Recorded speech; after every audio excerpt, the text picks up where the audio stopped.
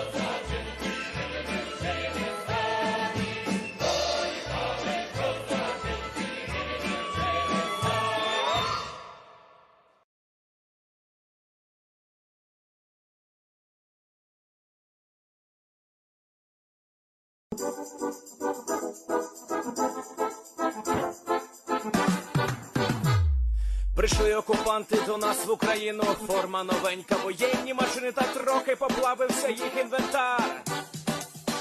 Байрактар, Байрактар. Російські танкісти сховались в кущі, щоб лаптем посьорбати довбані щі, та трохи у чах перегрівся навар. Байрактар, Байрактар. Приперли зі сходу до нас барани для восстановлення великой страны. Найкращий пастух баранячий хотар. Байрактар, Байрактар.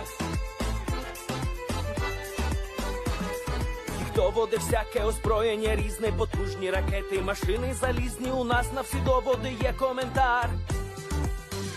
Байрактар, Байрактар. Вони захопити хотіли нас зразу, а ми зачаїли на орків образу з російських бандитів, робить примар. Байрактар, Байрактар. Російська поліція справи заводить, там вбивцю рашистів ніяк не знаходить, хто винен, що в нашому полі глухар. Байрактар, Байрактар. Веде пропаганду кремлівський урод, слова пропаганди ковтає народ, тепер нове слово знає цар. Байрактар. Байрактар. Байрактар. Байрактар. Байрактар.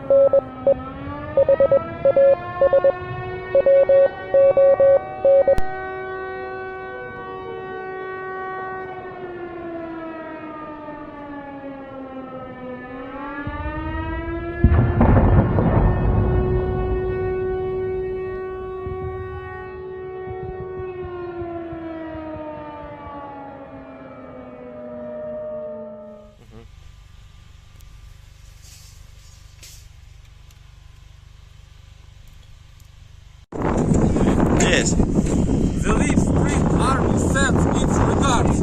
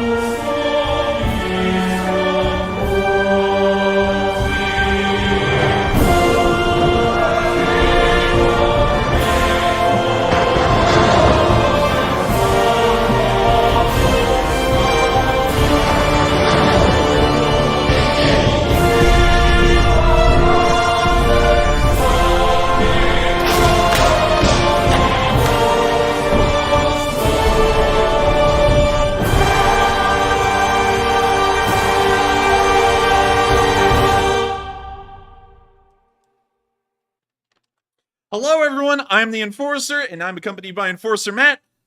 And good evening, everybody. It's Enforcer Matt, and welcome back to day 288 of the stream. And of course, we're going to be reporting on the past 24 hours of the war in Ukraine here on day 288. We are only 12 days away from the 300th day of the war, and not only that, but we've gotten some incredibly good news. In fact, it's so good that I think Russian bots are ending up putting themselves to sleep, or they're otherwise jumping out of windows on their own volition. We've actually seen that Putin is now saying that the war is going to go on incredibly long. And what's funny about that, and then I think this is the funniest thing, and I'll have to share this with y'all for a second, just a little bit of a side story. Many of y'all saw the video of why Bakhmut is an impregnable fortress, or something along those lines, the title was. And it pretty much explained why the Russians would probably never be able to take Bakhmut. And a load of the people who commented down there, and they do have valid points, said that Russia may be able to take Bakhmut within time or very quickly because they're going to get their best forces, the cream of the crop finally, and they're going to get that good push going and blow through the town. And now we're seeing that Putin is even going against his own bots and actually telling the Russian public that the war is going to be going on for a little bit.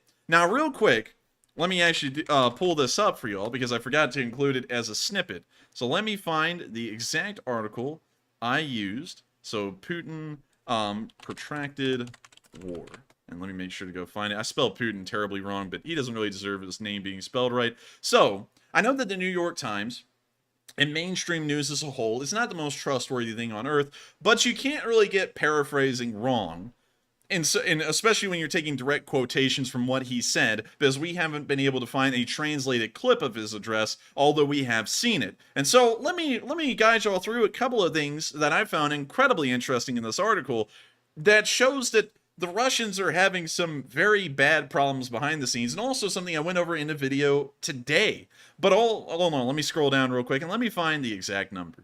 All right, so of course, he's saying right here that there will be no second wave of mobilization, and believe it or not, everyone, and I'm pretty much speaking as he said it, believe it or not, guys, but, you know, this war isn't going to be an easy one to win. It's a lot of blood, toil, and tears. I mean, it's like World War II, guys. We got to stick in it for the long run, and so we're going to make a protracted war now. We're no longer going to be fighting all out, balls to the wall, like we have been for months on end, with almost no success at all. We're now going to be fighting hardly at all, and that will somehow get us the success we're looking for. Also, more interestingly, I believe this statement has a lot more, I guess you could say, hidden inside of it than meets the eye. For example, Putin said that half of the 300,000 civilians that were conscripted to fight in Ukraine as part of a called-up announced in September were still training outside combat zones. So that means that around 150,000 of the conscripts are still in Russia. Whether they're actually training or they're just sitting around and freezing to death is another story, but half of them are still in Russia. But that means that half of them are not in Russia. Half of them are now in Ukraine. And out of that half, 77,000 of them are now currently engaged in fighting in the frontline units. Now, if y'all watched the video that came out a little bit earlier today, that means that 35% of Russia's fighting force inside of Ukraine, out of the original invasion force of around 220,000, is consistent of nothing but frontline troops. If y'all know anything about how most militaries work around the world, that is more skewed and more screwed up than an election in a communist country. That is the worst kind of figures that you could ever get. 1 in 3. That is insane. The U.S. military works off of a 1 in 5 figure, meaning that for every frontline troop, there are about 4 guys who are supporting him and helping him to keep the supplies, and I guess you could say the materials to keep the fight going on the front lines. Somehow, by the grace of God alone, there's no other way that they've been able to do this for this long. The Russians have been working with 1 soldier on the front line and about 2 others supporting him. Imagine the workload in the Russians' logistic forces, Matthew. You had, for 2 guys each, there's 1 guy on the front line, and they have to keep on supporting all of them, and they hardly even have the ability to do that. We already know that. And for the 2 guys that are supporting the 1 frontline soldier, they're like stealing all the equipment, stealing the food. It's like they're really not supporting them that much. Like what enters Ukraine is like, here is 10 tons of food. So then the quartermaster takes 2.5 tons of it because he needs to sell it on the black market to line his pockets. Then it gets to the next commander, I guess you could say probably the truck commander. He takes another ton of it. And so now it's down to about 6.5 tons of food that's going to be making it to the front lines. Then the actual soldiers driving the trucks, they steal some of it on their own so that way they can keep themselves taken care of. And by the time it gets to the front lines, it's probably like half of what was actually sent into Ukraine. And so then the frontline soldiers already, there's not enough supporting forces behind them to keep them running. They're only getting part of what they were supposed to actually be sent. So they're getting screwed over both by the structure of the Russian military in Ukraine and also all of the rampant corruption that is within it. Not only that, but this is also something incredibly shocking about this. 77,000 conscripts is 35% of the original invasion force. And that's already working off of a ratio of 1 to 3, and so we know that that must be the maximum amount of frontline soldiers that they could field, and then have enough supporting units to try and make them survive at all. And so going off of all of that, that means, and this is shocking, that the entirety of the frontline forces of the Russian Federation in Ukraine have practically been replaced at this point. Is this even the Russian army that we saw originally, Matthew? This is like the ship of Theseus in terms of the question. You know, it's like if you replace all of the soldiers in the military that started off this war, is it even the Russian army anymore, or is it something entirely new? Yeah, it's probably the same thing, to be honest. They're just worse trained. Probably so. And what's even more shocking is that apparently over half of the replacements that they've sent into Ukraine are in the logistics force, meaning that about 60%, 60-something percent of the Russian armed forces has been completely replaced at this point with brand new, poorly trained conscripts, and most of those went into the supply forces, which shows how many casualties they're taking and how effective the Ukrainians have been in attacking those rear line supporting units. I mean, that's insane. We thought that the HIMARS was doing a great job. We didn't know it was doing this great of a job and knocking out this many guys in such a short amount of time between September to now.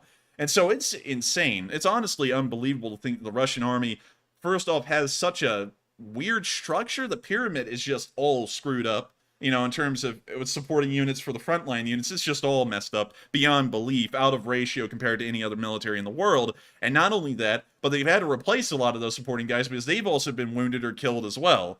And so it's insane. It's honestly unbelievable to see that this was stated by Putin, because while it doesn't give us a perfect, I guess you could say precise, down to the exact individual account for what the Russian front lines looks like, it gives us an incredibly good idea of how bad off they really are, which is very bad off. Not only that, but once again, he said that they would not be calling up another partial mobilization. This once again adds into the entire picture.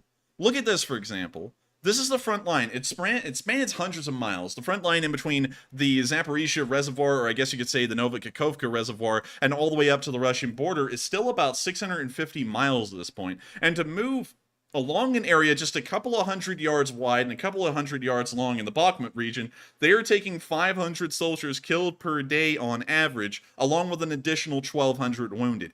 That's how badly the Russian army is being beat in just one small area of the front line that's active. The rest of it is not even moving. And so he's had to declare a protracted war, primarily because he's not calling up another partial mobilization. And to survive the upcoming months through the winter without calling up a partial mobilization and hoping that the Ukrainians do not conduct offensives of their own, he's going to have to just pray that the Russian army can survive through the winter, and I don't think it will. If the Ukrainians conduct a large offensive and inflict massive casualties on Russian units and forces which are hardly able to move because they're lacking the fuel or the ability to, due to a lack of parts for their vehicles, they're going to get overrun and they're going to get pretty much slaughtered in the hundreds, if not the thousands per day. And so the Russians are then at that point going to just be hoping that the Ukrainians just don't completely collapse the entirety of the occupied area they have within now to the spring.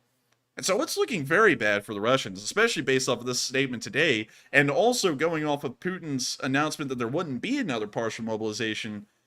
We can also get a couple of other things. We were correct, actually, last time, and if y'all remember when we were on stream, we talked about the Russians conscripted 300,000 soldiers. They're going to be losing a certain amount per day, which means that in a certain amount of time, they'll have to call up another partial mobilization. And this announcement from Putin saying that they wouldn't call up another one comes at the exact time we said they would have to make this decision. At the exact time, literally down to the week, which is insane. I actually thought I would be wrong here, but it actually ended up being exactly correct. And so now they're going to have to do nothing throughout the winter and just pray that the entire thing sticks together somehow, so that way once the spring comes around, there will have been enough time in between the last partial mobilization and that one to make it look like they're not doing that bad. But of course, all of this is completely dependent on the Ukrainians standing by and doing nothing, and we know that they're probably not going to be doing that if they have the ability to. And so with that, we're now going to be moving on from this, a very interesting article. And I gotta say, I love to know that even the people at the top of the Russian government also don't have faith in their own military and the abilities of their country. And so now it's time for us to move on to an interesting little clip. Because while they say that these guys are poorly trained, the conscripts, there's probably many people out there, many bots who are currently tying ropes onto their rafters right now after that statement from Putin, and they're still probably insisting that the Russian conscripts are well trained and even comparable to Western forces. I beg to differ. Here's a video of a training ground where some Russian soldiers attempted to fire a machine gun, but due to their poor placement of it, they ended up almost killing themselves. And so here's the video. You see them loading the NSV and now preparing to fire it.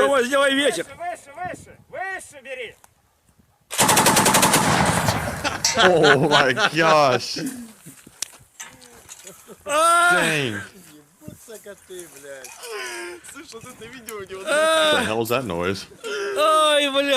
I think it's one guy crying in the corner because he saw the flame flash before his eyes. He's like crying and laughing at the same time. Oh my god, he probably is, really. I would be freaked out if I saw that. Because, and just to let y'all know, the force of these rounds being fired out of this gun is massive. This thing weighs, I believe, around 150 pounds, if I'm correct. This machine gun, that's why it's called a heavy machine gun.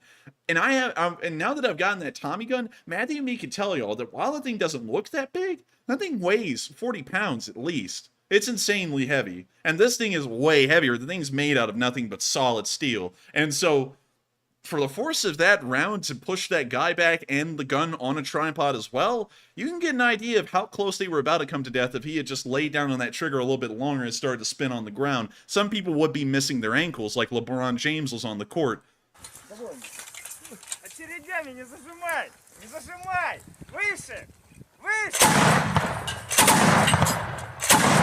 We now see he's going to fire it like a rifle in very small bursts.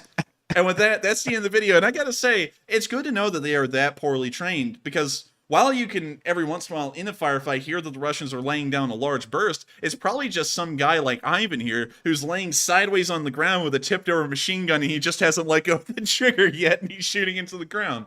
And so just go grab some of the rubble and like put it on the front so it holds it down. I mean, honestly, yeah, you would think that they would put a sandbag on that front leg of the tripod or something to at least give it a little bit of extra weight. You know, kind of like someone holding your feet down while you do sit-ups. But anyways, we're going to be moving on into the next clip. Further down near the border in the Kursk area, because this is actually a little bit of a follow-up on the news we had yesterday. Of course, we talked about the Kursk airfield being hit, and it appears that the service station at the town, one second, I actually used that to locate a bit of news earlier, but let me move y'all to Kursk, and we'll find the airfield right here. We actually know that this was the exact spot right here that was hit at this airfield. It appears to be some fuel storage and also equipment storage as well that went up in flames, letting us also know that logistically this airfield is no longer able to operate their aircraft until they replace the fuel and the parts that were lost in this fire, and we don't know if they can. But anyways, this is where the fire was, and it actually burned all the way from when we reported that news, I believe yesterday, for this airfield, up till today. They weren't able to put out the fire for 24 straight hours. It burned that badly. And so with that, here's a part of the video showing Russian firefighters at the airfield trying to control the blaze, but completely without avail. They hardly did anything to stop it. I mean, how the hell did they expect this guy with a water gun to stop a literal freaking burning pit of hell? I don't even know what in the world they were thinking here, and if I'm correct, I believe that water actually makes oil fires worse. I think that might be a grease fire. Yeah, that's actually a grease fire. I'm wrong with that. So I mean, I'm gonna eat my foot on that one immediately. And I was wrong. It's actually grease fire that makes it worse. But anyways, yeah, they're not having a good time here again. Also, what is that voice thing playing in the background? Sounds like the Chinese propaganda playing. That's the end of the video, and you can see that they're still not doing all too well, and that airfield has been having a pretty rough time. That the recording was saying, Put out the fire. Bing shilling. 火种冰种猫啊冰激凌 Anyways, with that, it's time for us to now move from inside of Russia, where we're getting a whole bunch of good news, great news, as a matter of fact, and I hope that it continues to come out of the country. I hope that tomorrow I hope tomorrow Putin says we have to rely on foreign support, otherwise the army can't survive, because then we know that it'll be over within a month. But anyways, we're now going to be moving to the northern parts of Kyiv, around Kyiv itself, actually, because we actually have some interesting news coming from the capital. Starting off in Chernobyl, the furthest north we can actually see some Ukrainian border guard forces inside the Chernobyl area. If you know about Chernobyl, you're probably nervous for them. If you don't know about Chernobyl, you probably just think it's cool. So, when you see some armored cars driving around in the radioactive snow, around the radioactive trees... those are some pretty nice place to do cars. donuts. Yeah, the perfect place to do donuts. Right under the Pripyat Ferris wheel. Oh, man. Isn't that, like, really radioactive, the Ferris wheel? I don't know. I think an area around it is. I think it's the bumper cars that are really radioactive, but I'm not really sure. But anyways, it's still crazy to see that they're just, I guess, really just hanging out in Pripyat around all of that radiation. That would freak me out personally, but of course you can see that they're not freaked out at all. And so with that, we're now moving on into Kyiv itself, where we've actually had a couple of interesting bits of news. Of course, the Russians have continued cruise missile attacks against major cities like Kyiv, and we can see that in Kyiv, they are still suffering from blackouts, where the power grid is just not able to survive, I guess you could say, the ampage that is going through it, or the voltage, whichever one. I'm not really an electrician or anything, so I don't really know. But they're, of course, having rolling blackouts. And we can see that in the middle of a mall, the mall just went into pitch black darkness and people had to try and find their way out. So here's the video.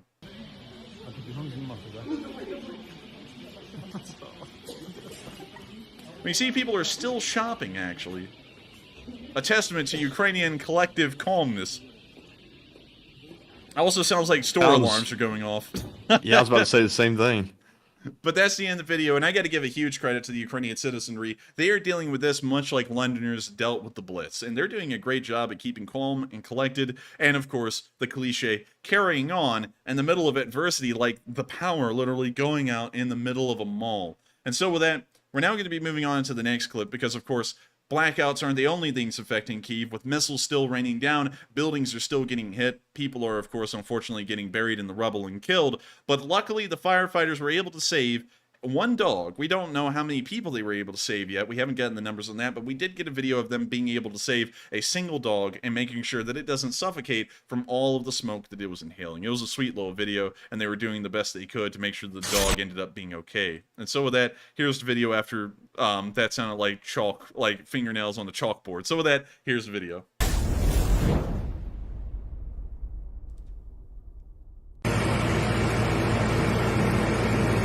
You see them getting the dog and trying to put some water down its snout so that way they can make sure that its snout and mouth are clear of any kind of dust. And we can see that poor dog here. It's of course okay. It will survive. But it's had a rough time. And so with that, poor dog. That's the end of that video, and I gotta give a huge credit to firefighters. Well, they just saved a dog, and of course, dogs are very precious, and I wish for all of them to be saved. It's great to know that they are able to get a little bit of, I guess you could say, an emotional relief by saving a dog. One thing that a lot of people don't think about is that firefighters do get depressed sometimes when they have to search through the rubble or the remains of buildings that people are trapped inside. They don't really find any. A lot of stories were recounted like that from the World Trade Center, and even in your local area, there's probably firefighters who have had to go into buildings where people may have possibly even burned to death inside of, or their pets, and have to try and find them, and it's very depressing when they can. I've actually heard a story from one of my friends where they were told to go in and try and find the remains of 2 dogs that had died in a fire, and the only thing they could find were some teeth and a collar, and that was it. And they actually said it was pretty depressing just to have that, as what they could bring back and just have to show that to the owner, and that's quite sad for them as well. And so I'm sure that the firefighters, on top of that dog, are incredibly happy that they were able to save it and get it out of there alive. And of course, a huge credit to the bravery of these firefighters. Ukrainian firefighters are proving to be some of the bravest in the world. With that, we're now going to be moving out of Kyiv, and we're now going to be moving into our location unknowns before we get to the Bakhmut area, which has actually had a little bit of frontline movement, which we'll get to in a bit. But before we get there, let's go over the location unknowns, starting off with a HIMARS firing off its rockets. from what we know, artillery like the HIMARS has been able to account for a significant amount of Russian casualties at this point after the address from Putin today. And we can see one of them going off to do their merry work right there, and a second one as well.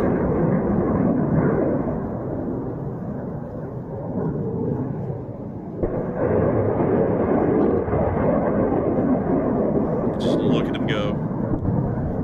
You can even see the currents in the wind from how the smoke trails are disappearing behind the missiles.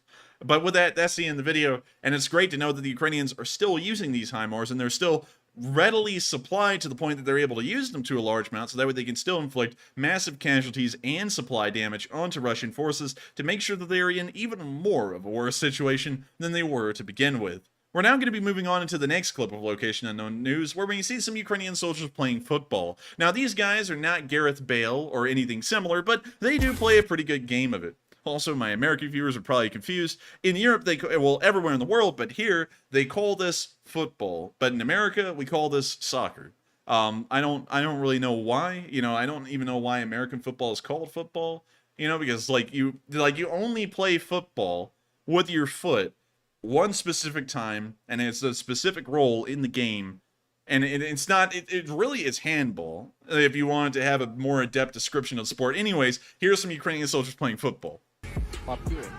Also got to mute it because they are playing some trap music, and that stuff is fire. But we can see them kicking the football in between each other.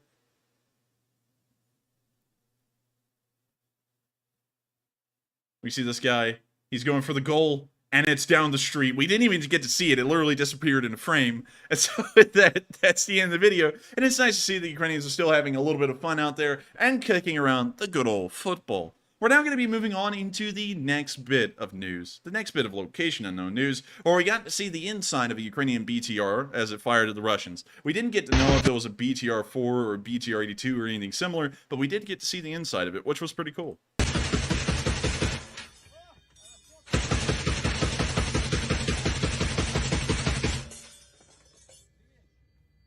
It's really weird to see the inside of these things, because honestly it just looks like they're driving an SUV with a very small windshield, and there's just smoke and gunfire coming from the top of it. And what is this vehicle again?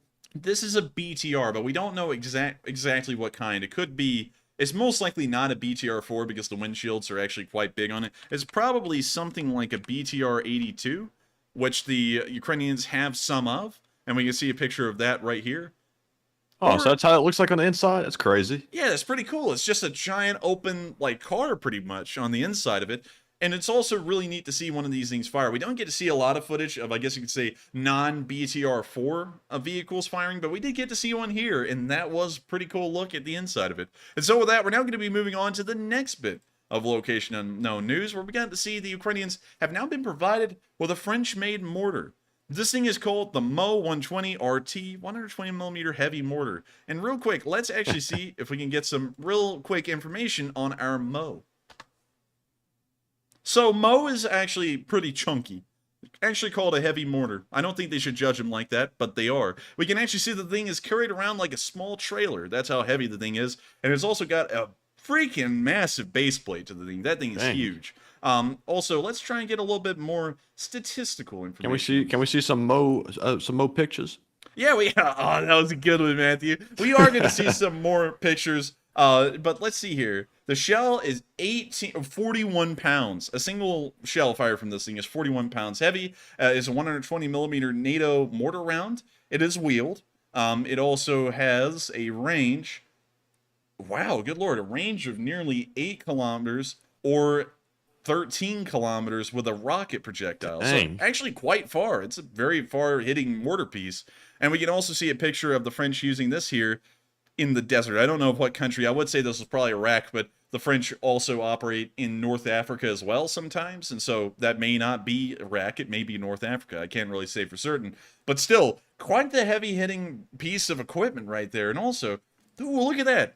They actually have one equipped in this very cool-looking Italian APC. That is nice.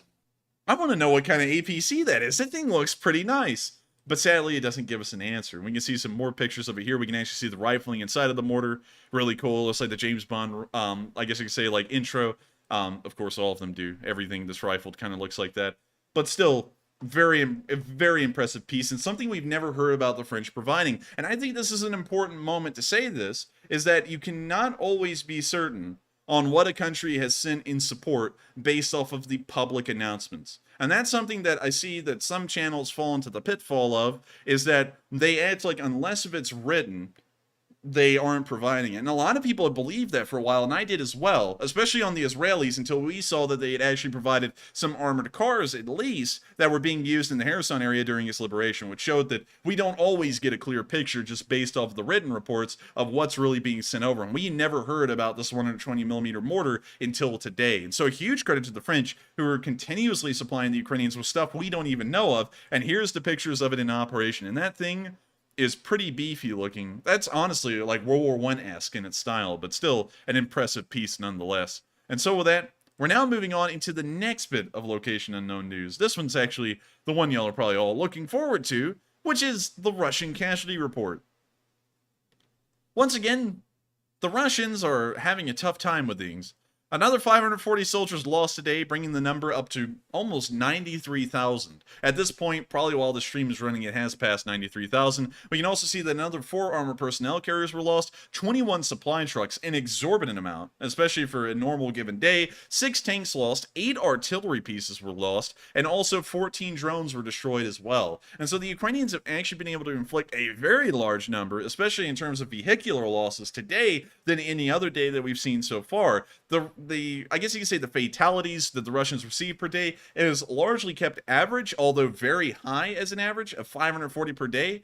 And also the fact that they've lost an additional 6 tanks and 8 artillery pieces goes to show that their offensive in the Bakhmut area may be meeting some pretty heavy resistance, considering that we know that they're no longer using their armor like they used to. Losing 6 tanks means that they're still getting, I guess you could say, roughshotted by the Ukrainian anti-tank guided missile forces and the Ukrainian tank forces, although they're not using their tanks as much. So that's fairly interesting. And also it appears that they're losing a decent amount of artillery systems, either from counter battery fire or from drone fire, one or the other. But still, they're taking some considerable losses, and going off of this, we can see why the Russians are now entering the quote-unquote protracted war, because if they take losses like these, they'll have to be calling up another partial mobilization and cracking open some more deep storage in Siberia to pull out some more vehicles to try and keep this war going.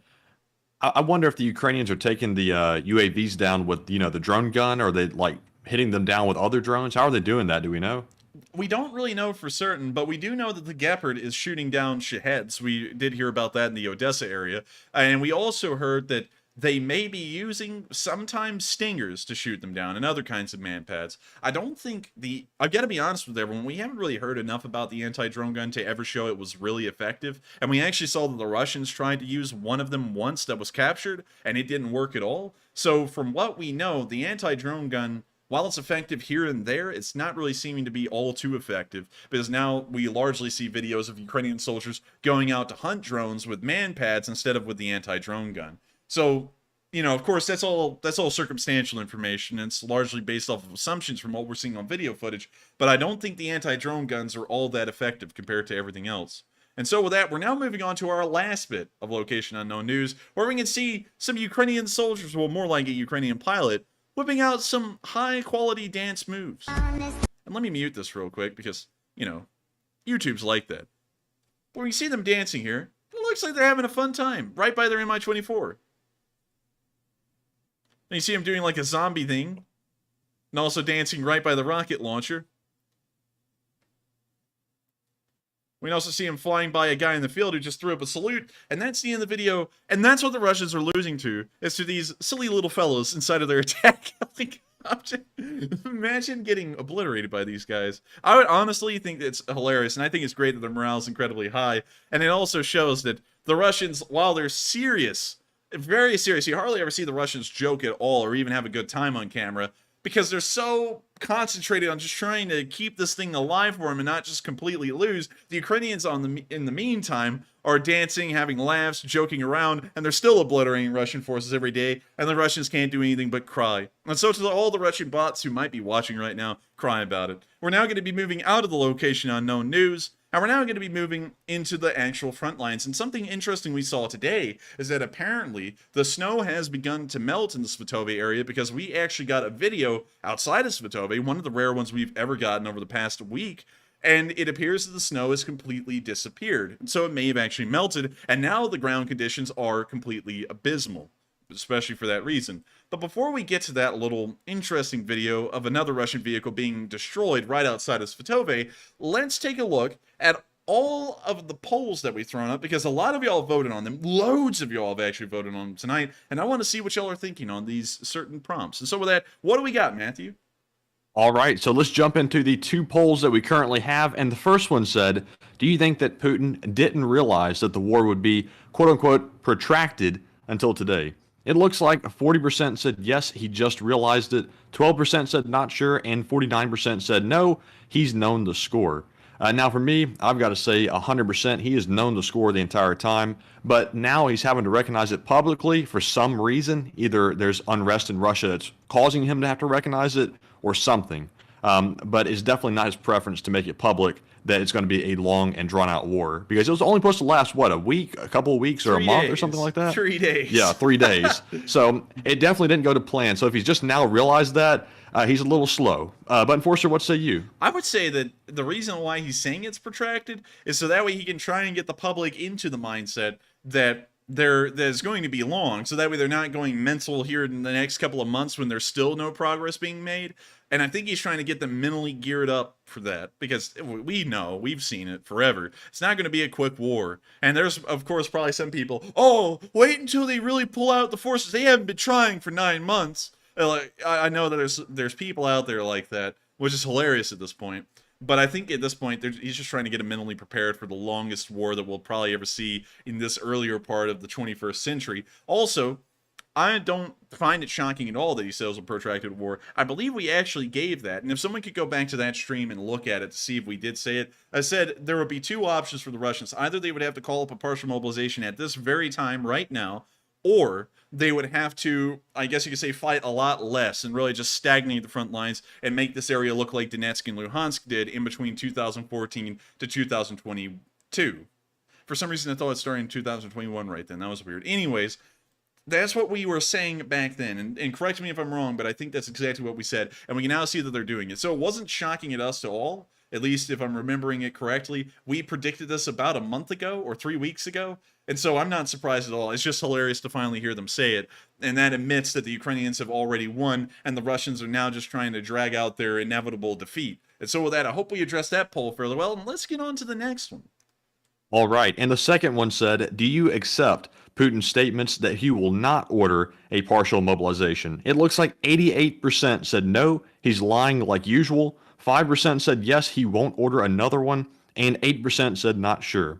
Now in this one, I am 100% going with the majority. I think he is lying. I just simply don't buy it, because how can they not call another mobilization? Because they are suffering in Ukraine, and the losses are very consistent losses. So they're going to have to call in more soldiers. But Enforcer, what say you? I would actually say, I'm going to have to fall within the minority here and pick another side. I'm going to say he's telling the truth, because one thing that we have seen is that they very rarely ever, I guess you could say, double back on a statement and do the complete opposite. And we've never really seen them do that yet. Usually whenever they make these large announcements to the public, it's to try and assure them and calm them down, because apparently things may be going into a decent amount of unrest, or there may be a decent amount of disdain currently for the war. And so they're trying to assure people and allay their problems, so that way they don't get too freaked out and go into open revolt. And so I'm actually thinking he may be telling the truth, because think about how badly that would freak them out if today he says we're not calling up a partial mobilization, and then in a week he says we're calling up a partial mobilization.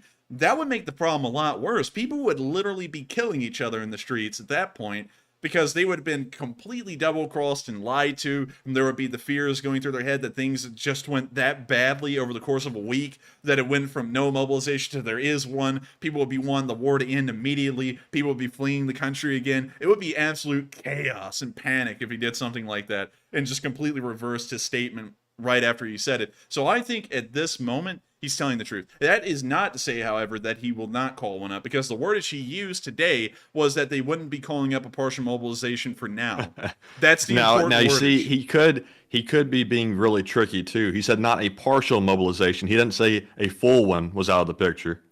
Oh, crap. Yeah, you're right. Oh, my God. But think about how much that would freak people out. He's like, don't worry, guys. There will be no partial mobilization. And then he calls a total mobilization the next day. Oh, my God. It's like a momentary relief. Like, phew.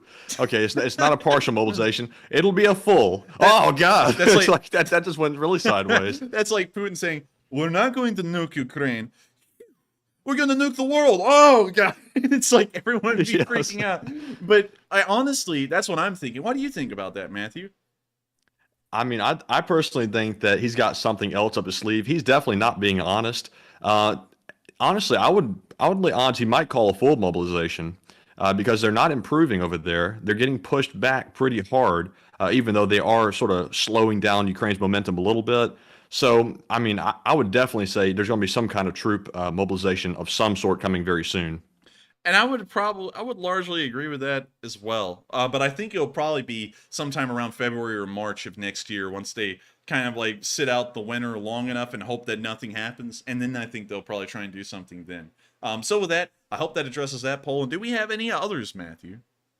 So that is our last poll. So, of course, we are moving into our super chat questions after I grab this live chat question real quick. There we go. So up first from our super chats. Hold on. Got to get it in order real quick.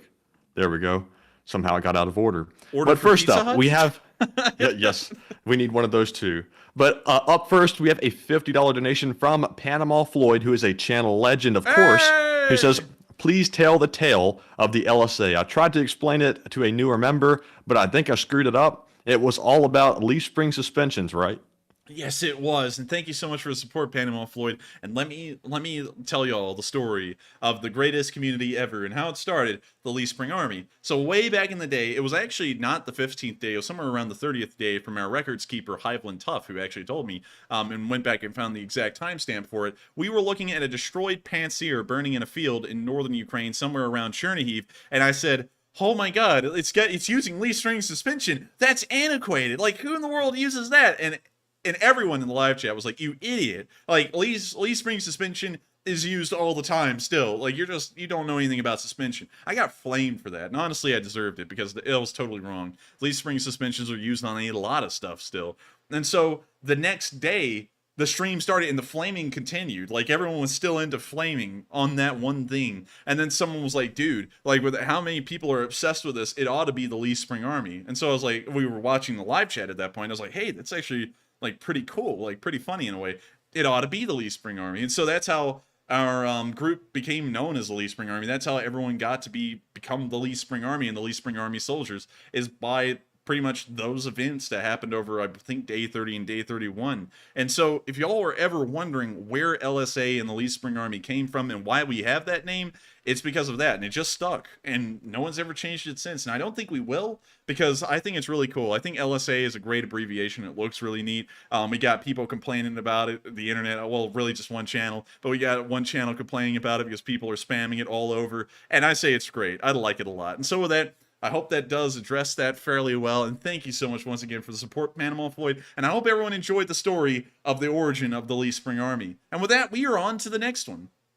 All right, and up next, we have a $50 super chat from Justice Ryan, who says, Enforcer Matt, President Zelenskyy was named Time Person of the Year award, and I hope he gets the Nobel Peace Prize when it comes up. He sure deserved it. And I thank you so much for the support, Justice Ryan, and he actually did become Time's Person of the Year, which is actually pretty cool. And we didn't include that on today's news because, of course, it's all Frontline news, but it was pretty neat. It also was a really interesting magazine cover.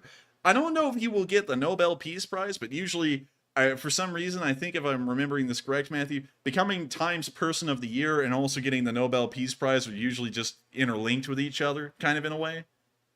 I don't think so. I think they're pretty separate. Well, I mean, I don't know. I don't have any information to back that one up, so I'm kind of like talking out of my rear end. I think the Nobel Peace Prize, I believe, is a much bigger honor. Oh. I believe. Well, we'll Correct have me if I'm wrong. We'll have to see. Because and you know something I'm always wondering, Matthew, how come I haven't gotten the Nobel Peace Prize? I don't have a bell, and I've never gotten the prize.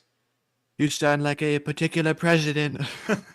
I should have gotten the Nobel Peace Prize. Those stupid idiots, they screwed me over. I should have gotten it. The system's rigged. The whole election system they have over there, it's just messed up. Anyways, with that, I thank you so much once again for the support, Justice Ryan. And maybe he will get it. I don't know. I feel like they're kind of interlinked. Maybe they're not. And I see Bobby Karalfa saying totally separate. I know they're totally separate. But usually, as far as I remember, usually whoever becomes Time Person of the Year, they usually just get the Nobel Peace Prize as well. That may be just a recent thing, but that's at least how I remember it over the past few years, but I may be totally wrong with that one. I feel like I am. But with that, I hope we addressed that one fairly well. And thank you so much once again, Justice Ryan, for keeping this channel alive. And so with that, we are on to the last question of the segment, and then we're going to be moving on into the Northeast and the rest of the front line. All right. And up next, we have a $25 super chat from Kevin Sparrow, who says, "Hey, Enforcer, I've watched from your third night of the war, and great job on providing amazing info on the war. Do you think Russia will continue this war so long? Slava Ukraine, and hello from Vancouver, BC." And thank you so much for the support. And that you are from Vancouver. That is really cool. Back in the day, Matthew and me used to obsess over Vancouver and Vancouver Island for no reason. I don't even know why. Like, we thought it was really cool. Because back in the day, they always advertised with like little ski lifts going up the side of Vancouver Island. It's like, oh, how cool. But anyways, let's take a look at Vancouver. I think we've looked... No, we haven't looked at Vancouver before, but it's a similar town that's on a peninsula as well. Not San Francisco, but I think it's in Washington State. But let's drop down in Cole Harbour. What does it look like? Not bad. Not bad. It kind of looks like Japan, like down the street. You know, like Yeah, Osaka or something similar. For some reason, it's giving me that kind of feeling. This is a pretty clean, like, isn't this a back alley, right? This isn't a main like street. A back street. I think we're getting out on a main street right here. And unfortunately, it's got those northern roads, you know, because of all the coldness and the heat expanding and contracting the road throughout the year. All of them just look bad. So you can't really judge northern cities in Canada off of their roads like you can in America in the South. But man, what a nice town. Vancouver is a pretty nice place. Also, I like that building right there. And this one's got moss growing on the shingles. They need to replace those sometime. That's not good for a roof. Anyways, really neat. That's really cool. And also, it's cool to hear that we have a Lee Spring Army contingent in Vancouver. Also, I'm just wondering, do you partake in the gas? And if you do you go to Gastown? Anyways, in the gas. Anyways, moving on from that very cheap joke, we're now going to be moving on to the actual question. And that is if Putin will partake in a very long war. I don't think he will. Well, actually, I think he will. That's why he's saying it's protracted. I had to second guess that. I actually belted that one out completely wrong. I think he will go into a protracted war. Because, once again, the Russians are looking at this as a do-or-die situation, both for the port rights in Sevastopol and also for NATO forces being directly on their border within the near future. For those two reasons, Putin's power and his dictatorship could be threatened directly, and the West would have a one-up on them. An incredible one-up. We already got a one-up on them just because we're the West, but getting that close to Volgograd and also Moscow in a completely separate direction would really put us on the up and up against Russia. And so I think that they will keep a protracted war going in the hopes that Western support eventually just fades away and people forget about it. That's also why I highly encourage that if you want to make sure that this war is won, you always keep support and attention going to it, and you always help out with keeping Ukraine alive and keeping it afloat in any way you can, because if public support fades away on this war, the Russians may actually win it if they keep this thing going for years. And so with that, I hope that answers your question fairly well. Also, really cool to hear that you are a Lee Spring Army veteran. Here before the Lee Spring Army was even created, even before the Great Schism and Matthew was on. And also, real quick correction. This is something crazy. I keep on seeing it. I get a good laugh out of it. A lot of y'all get Matthew and me confused because I made a video today, Matthew, and a lot of people in the comment section were saying, "Great video, Matt." And I think that you being called Enforcer Matt and me being called Enforcer is very confusing. I think we can't change it now, but it is very confusing to many people. I am the Enforcer. My actual name is Andrew, just in case you are wondering. And Enforcer Matt's name is, of course, Matt or Matthew, and he's a totally separate person. And it's always funny. They get us confused because my name's always in the live chat and you're always the person talking, and they assume that you're the one typing, but you're not. Maybe. I mean, it's become a very confusing thing. You and me have almost become intertwined as a single, like, decrepit, like, thing. You know, like the guy who entered the fly machine or whatever in that movie, and he came out as like a fly person thing. Yeah, I think so. Yeah, I think that was Jeff Goldblum. But anyways, I hope that addresses the comment fairly well, and I thank you so much once again for the support and helping this channel to keep on running. Y'all's support is the only way we can keep these live streams afloat, and I gotta thank each and every one of y'all for helping us out in that way. And so with that, it's now time for us to move on from this question segment and into the frontline news, because we've been seeing some very interesting stuff. And for once, over the course of the entire week, we've finally gotten some news from the Svatove area, and of course it's the Ukrainians beasting on a Russian BTR outside of the city. Credit to the 92nd Brigade for getting this clean shot off. Nasha! We gotta mute that. Masha! Nasha! That means our in Ukrainian and Russian. But we can see the BTR right down there. We can see that an explosion occurred near to it. Actually, that was the hit, and it's on fire. Boing. Boing, baby, boing.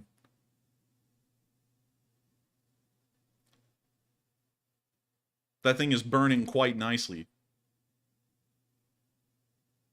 We gotta think of some songs about fire eventually to sing when these videos play, but that's another BTR destroyed, and it's quite nice to see. Then the Ukrainians are still beating the Russians alive in the Svatove area, and there's not even anything going on here for the large part, so good on them. With that, we're now going to be moving out of the northeastern area, because beyond that single clip, nothing's happened in this area. The frontline situation is stagnant, and we're not probably going to be seeing any changes in this area for quite a long while, probably until the Bakhmut offensive ends, and then we'll probably see that the Ukrainians start pushing this area. And so with that, we're now moving down past the Lysychansk area in the Verkno-Kamyanka region, where we've also seen no activity whatsoever today, and we're now going to be moving down into Bakhmut. Now it's time for me to flip over to the deep state map and explain what's going on here in detail with the front lines. Going from the 6th to the 7th, which is today, we can finally see that the Russians have made ground over the past 2 days. It's taken them 2 whole days to do it, but they've moved forward another 150 yards south of the city of Bakhmut. They've now taken a pretty big field of ground.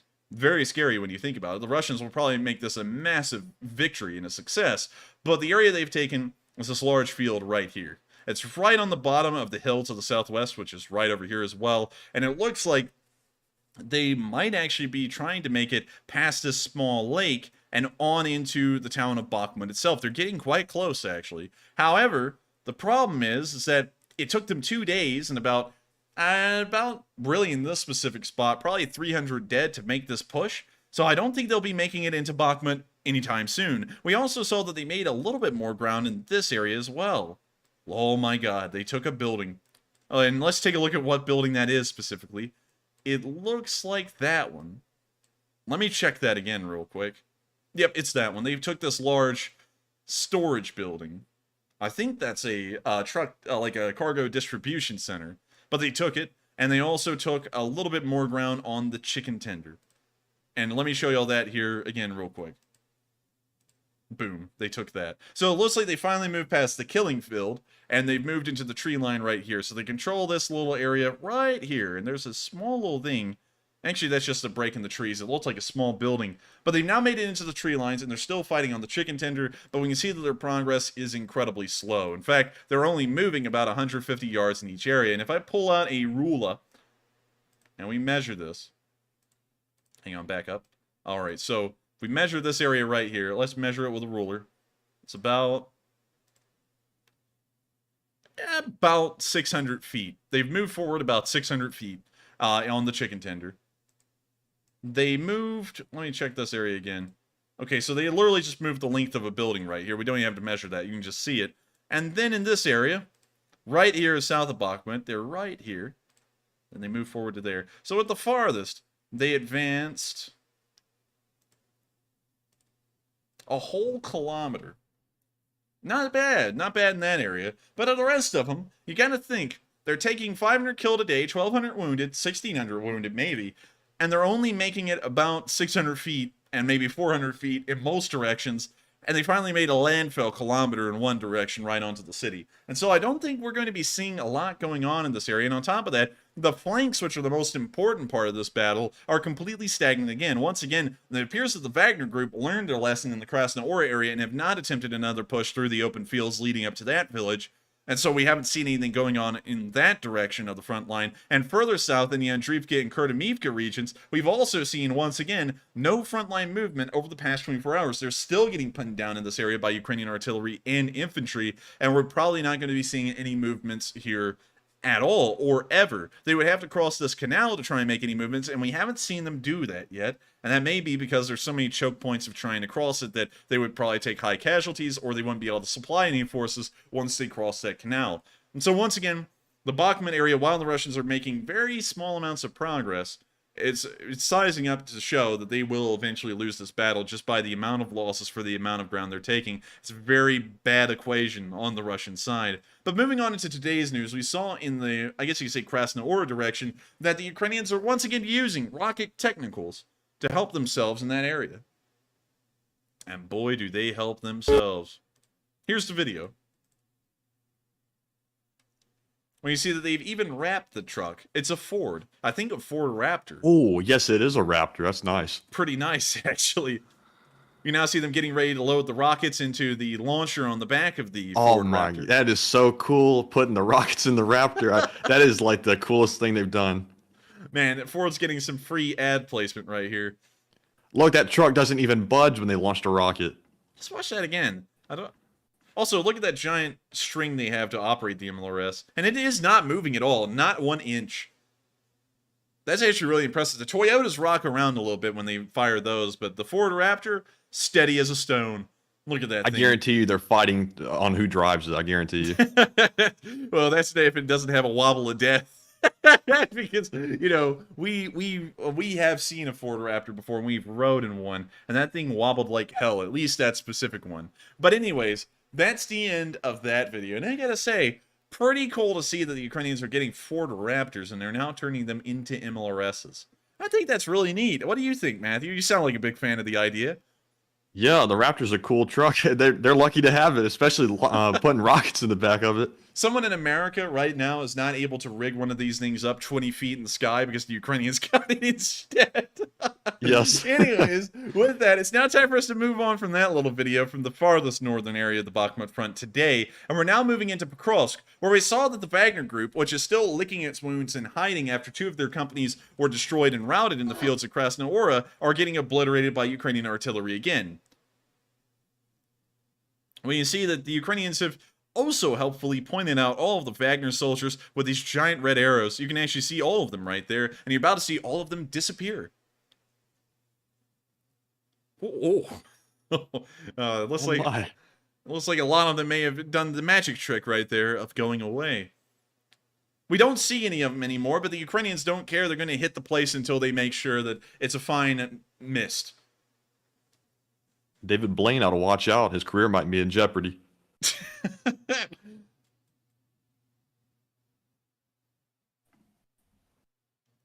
And that's the end of that video.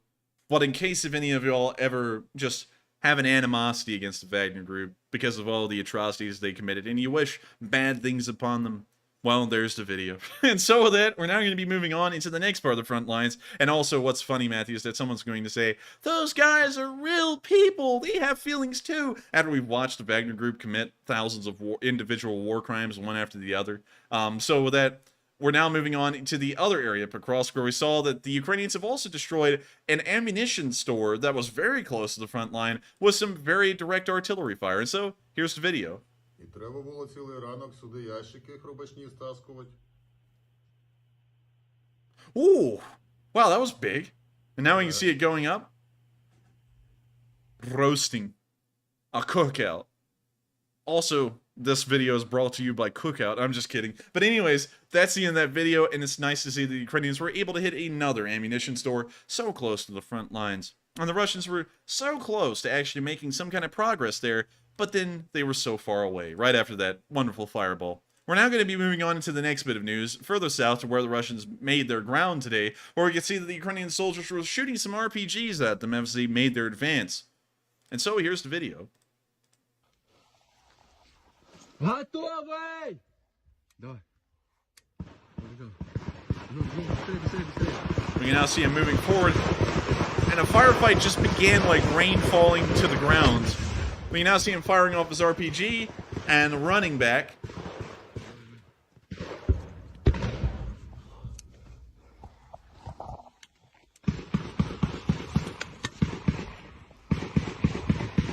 Готовый! We now see that they reloaded the RPG. He's now running back up to the same spot in the road where he will make the second shot. And he's going for the three-pointer, and he made it! This man is putting LeBron James out of his career. And Michael Jordan. That's the end of the video, but I gotta say, nice to see that the Ukrainians are continuing to use their smaller RPGs in the area, like the RPG-7, to give the Russians as tough a time as possible. We're now going to be moving on into the next bit of news. What I could say it's pretty interesting to see. In the Zelenskyy area, we saw that the Ukrainians were able to destroy Russians inside of a building. We can hear the chat music playing in the background because you gotta have music, you know what I mean?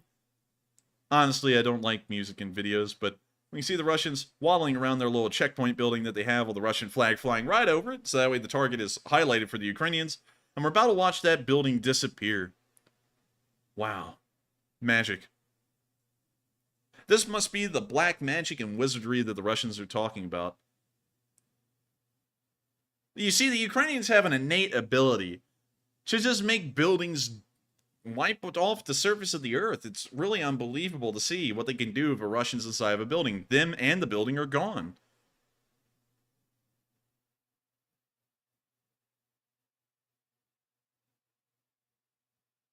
The Ukrainians might get into the demolition business after this war. And when you see that they're even sending in another round. And something went flying straight up after it hit. I think that may have been the round. It may have bounced off the ground and went flying upwards. And so with that, that's the end of that video. But once again, nice to see that the Ukrainians were able to destroy another Russian building.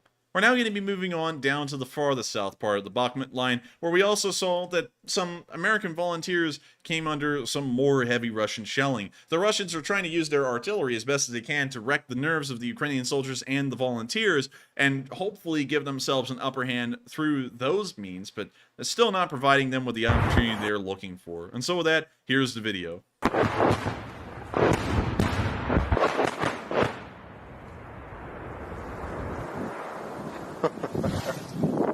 He got a good laugh at the whole thing. That's good to see.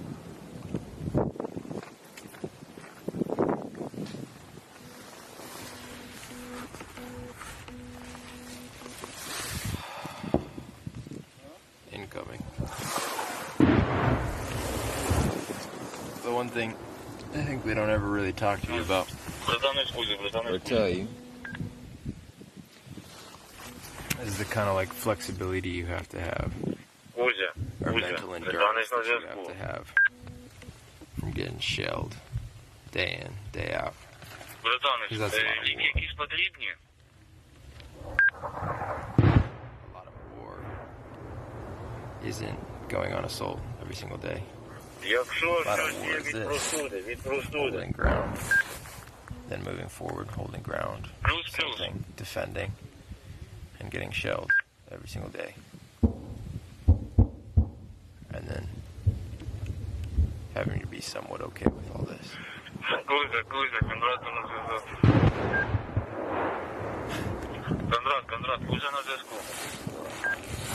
Good days and bad days.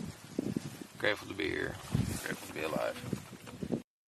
With that, that's the end of the video, but I think I have told y'all actually about the horrors of artillery and the rigors that it actually has, and you can actually see it from an American foreign volunteer right there. He said the exact same thing that we've said on this channel for many months at this point, is that it takes a lot mentally to endure a barrage. It frays the nerves of anyone that endures one, and it's actually quite nice to see that an actual frontline soldier going through a barrage can articulate that exact thing. Hundreds of years of war has gone by, and artillery is still the most frightening thing to deal with on a battlefield. And so with that, we're now going to be moving on from that little bit of news, and once again, looking back at the Bakhmut line and knowing that while the Russians can make a little bit more ground, and they may actually make it at some point into Bakhmut itself, probably from the southern direction, near, I guess you could say, just southern Bakhmut, they're not going to be making it much further than that. The Ukrainians still have a stronghold on the chicken tender and the ridgelines looking at the chicken tender, because if they take it, the Russians are still going to take withering fire from all directions towards the tender, and they'll be forced to pull back or otherwise take heavy casualties trying to hold the hill, so that way the rest of their forces can advance down the highway towards Krasnohora in the next ridgeline or into Bakhmut itself. And so with that, we're now going to be moving out of the Bakhmut region, and we're now going to be moving a little bit further south on the front lines towards Orlivka, where we actually saw a very rare sight of some Russian Su-25s in action in the area.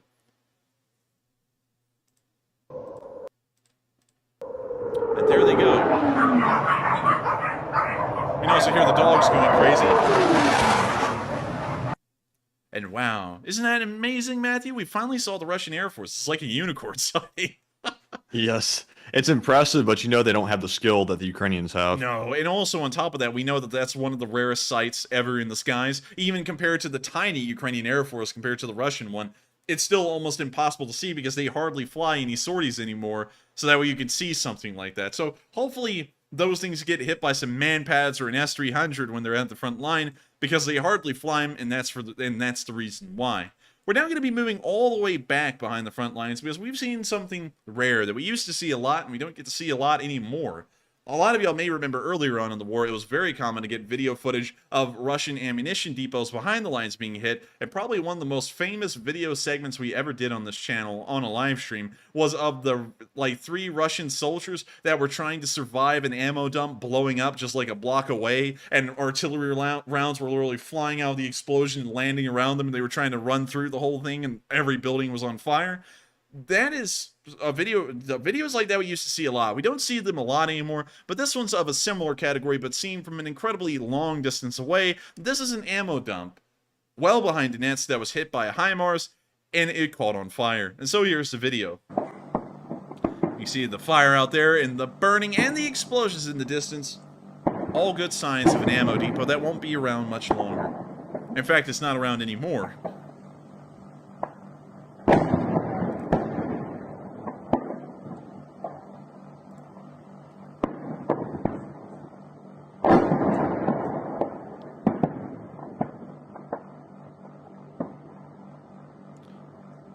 Chestnuts roasting on an open fire. Jack Frost nipping at your nose. Quick, man, they pull out the hot dogs or whatever the hell they cook up at Christmas fires. I don't know what they do. Marshmallows? Marshmallows, I think. Hot dogs don't really seem Christmassy. Like, when I said that, I was like, that's not really Christmassy. That's just like a campfire. Anyways. Also, has anybody actually roasted chestnuts on an open fire, or is that just a saying? We've never roasted chestnuts on an open fire. How the hell do you do that? Is that a thing? You can't put them on a skewer. You can't stick them with a skewer to hold them over a fire. What in the world do you roast a chestnut with on an open fire? Why would you eat just a chestnut? Why in the world are you Wouldn't you add it to something? Why in the world are you roasting them on an open fire? Why wouldn't you just put them in an oven? Yeah, really. It's like you shouldn't insult the chestnuts like that. They don't deserve to be roasted. Yeah, I don't know. And anyways, like, have you seen the shoes that the chestnut's wearing, man? That thing's wearing fake J's. Anyways, with that, we're now going to be moving on from the chestnuts roasting on an open fire, and we're now going to be moving back to the front lines because we've actually seen something that shows the effects of incendiaries and what the Russians really end up doing sometimes with these dangerous and nearly criminal weapons. We can see here that the Russians once again used incendiaries in the Avdiivka region. That's actually Avdiivka spelled a different way. It's a very weird way. But we can see all of the incendiary rounds coming down on the forests around Avdiivka.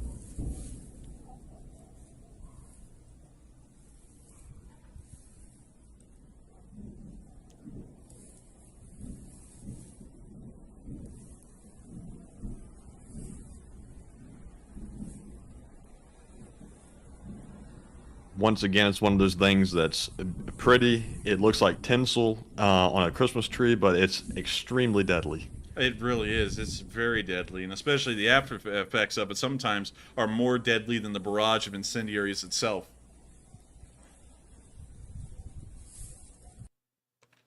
So with that, I'm about to show y'all what happened after this barrage of white phosphorus, and it was even worse than the phosphorus itself. It caught the entire area on fire. The area turned into a massive wildfire caused by this Russian incendiary attack. And so here's the video of the entire area on fire. If there were soldiers inside of that, they are now caught up in a massive wildfire, one that they'll probably not be able to escape from, and one they'll probably suffocate in. Fires like these suck the oxygen out of the air in the area, and that's why sometimes wildfires can move at 60 miles per hour, because they're pretty much just following wherever there's oxygen. With that, of course, you can see that incendiaries, and honestly, if incendiaries are not a complete war crime at this point, I feel like they should be. It's horrendous to see what these things can do, and especially thinking that people are burning alive, it's a very bad way to go. Much like poison gas, I would consider that to be in a similar category. And so with that, we're now moving on from the Avdiivka area, which I called Andriivka a second ago, sorry about that, and we're now moving down to the Marinka and Kremenets area, where we saw that the Ukrainians were able to destroy a Russian vehicle here today. We gotta mute it because, you know, more music. The Russian vehicle continues to drive down the road while under fire. Of course, a creature like this is very similar to a lemming and tries to survive any way it can. It is clearly, as they say, hauling ass to get to its next spot, and we can see that it's found what appears to be a den. But alas, it was a trap, and the Ukrainians were able to swoop down and prey on the next meal. We can now see the Ukrainians lashing out in celebration and trying to destroy the remainder of the lemmings that live near this fake hideout. We can now see the lemmings sending out a distress signal to their people and telling them that the times are nigh.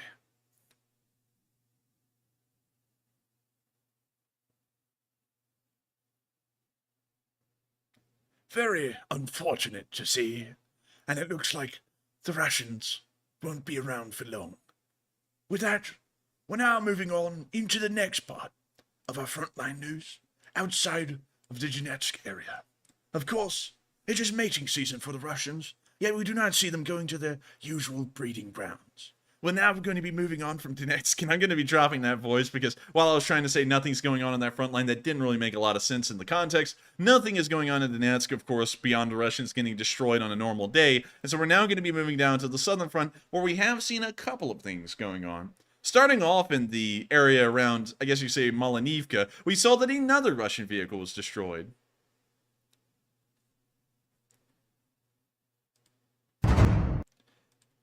Drumroll.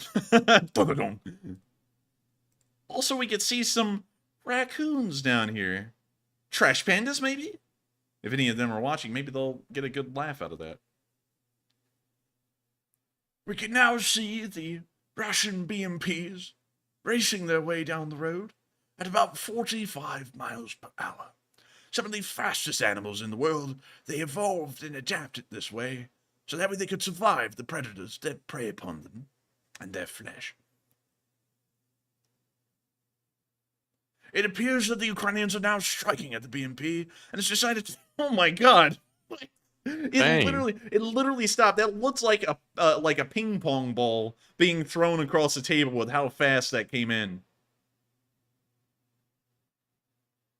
Ooh. Toasty orcs. That one's a goner.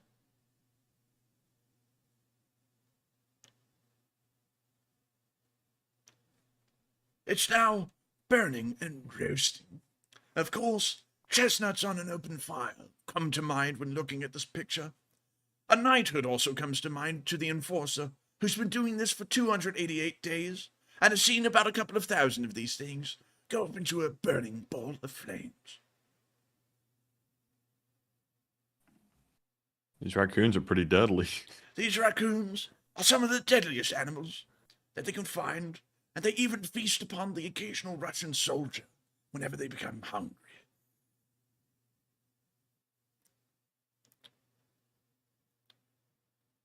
We can see that the Russians ran into their hideouts, and then, of course, making rat droppings, as they usually do when in fear. And I'm going to let Mike Tyson take over in the description of this rat dropping. It's just a rat piece of shit, man. And I thank Yeah, you so there much we go. for David Attenborough. I thank so much Mike Tyson for giving us that description of the rat droppings. And we can see that even more are being made as these poor Russians hiding in the dens, are being harassed by the predators outside.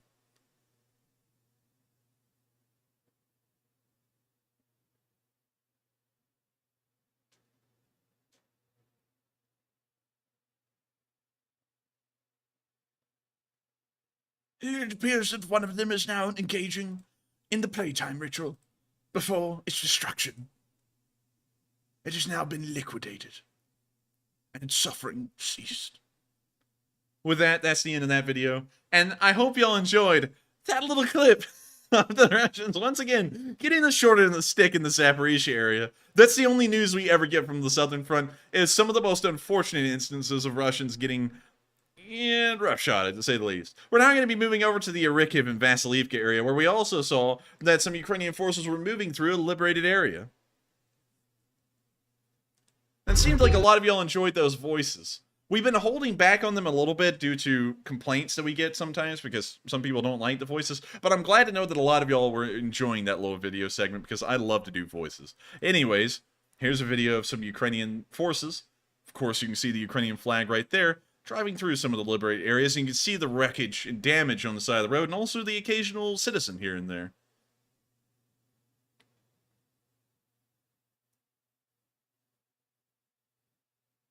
HCOM76 said he didn't enjoy. I'm sorry. I really am. We can now see the MRAP. I believe that may be a Max Pro, actually, traveling the damaged bridge. It looks like the Ukrainians have used a large amount of dirt to try and level out the bridge as best as they could. And it's still something that you have to slow down and kind of work with here.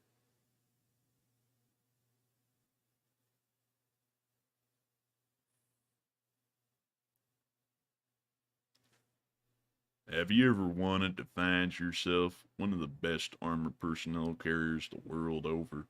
Well, then you ought to get yourself the brand new Max Pro armored car. The Max Pro armored car is one of the best out there. And not only is it good, but the horsepower under the hood will make even a cowboy shudder in fear.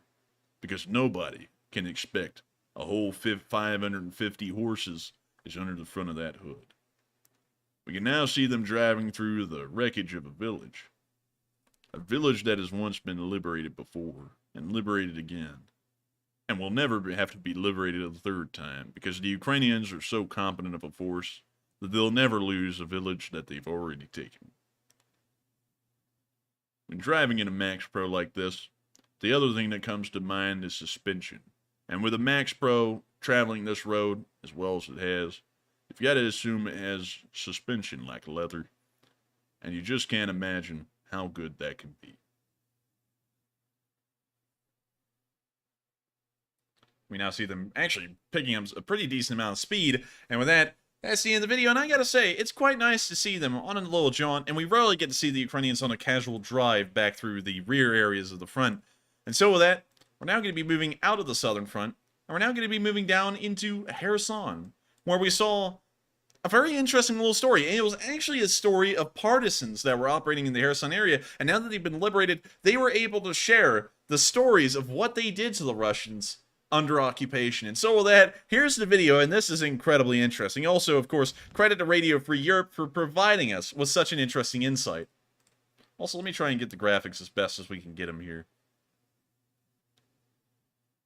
Beliside, I know, the Sam Elliott one wasn't that good tonight, because switching from Mike Tyson to David Attenborough in a second was really tough, but going from David Attenborough to Sam Elliott is even tougher. And here's the video.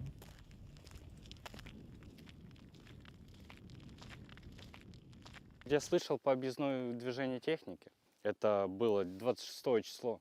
И вот у меня получилось подключиться к This man's a hacker. видеоаэропорта. Так как я айтишник, это не составило особого труда. He's bragging too. It wasn't that hard.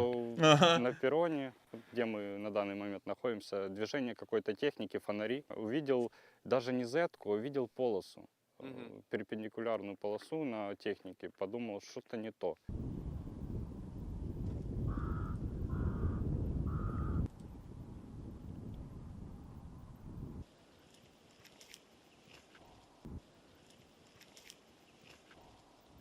Нам скидували по всім новостним паблікам, що от якщо ви бачите рух якоїсь техніки, то звертайтеся за цим ботом. Буквально пройшло пару минуток.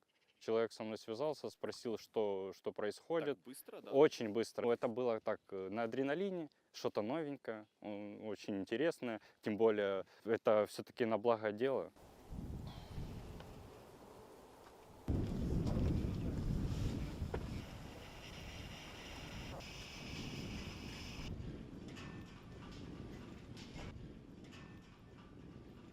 Видно было, что стояла техника. Видно было количество не 10 штук.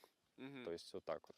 И опять же скинули запись, скинули координат, где эта техника находилась.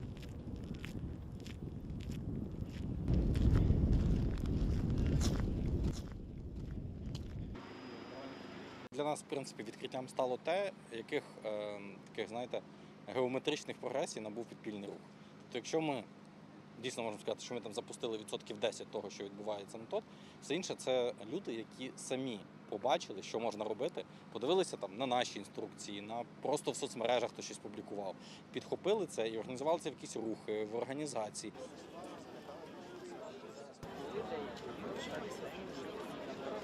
Це референдуму, правильно було? Так. Це активно.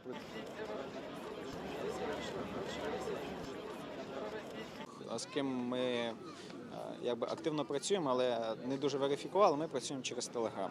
З ким ми вже довіряємо, там щось дійсно дуже серйозно потрібно провести. Наприклад, як тут намалювали там на стелі велику жовту стрічку, щоб це було абсолютно безпечно. Або підпалити білборд.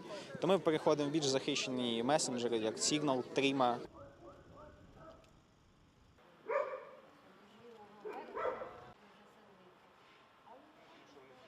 Нарушили все.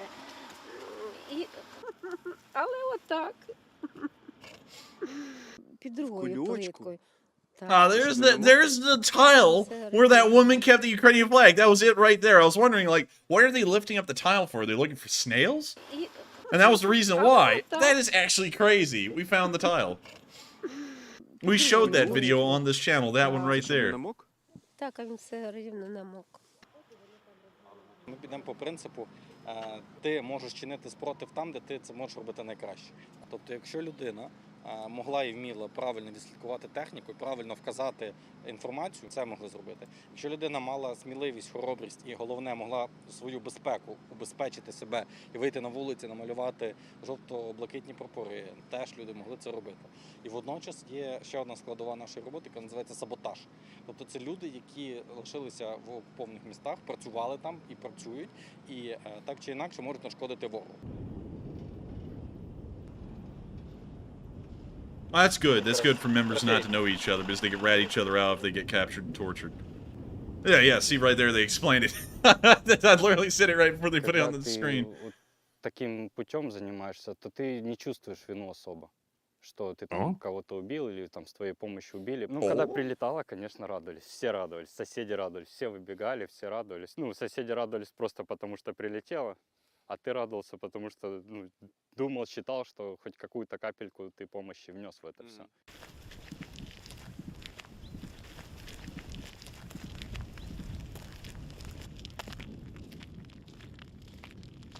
And with that, that's the end of the video. But of course, huge credit to Radio Free Europe for providing us with such an interesting look into the lives of partisans that were in the Kherson area, helping to fight back against the Russians and also keep hope alive behind the lines that the Ukrainians would eventually liberate the area. With that, let me check to make sure. Okay, so real quick, I actually had to do this.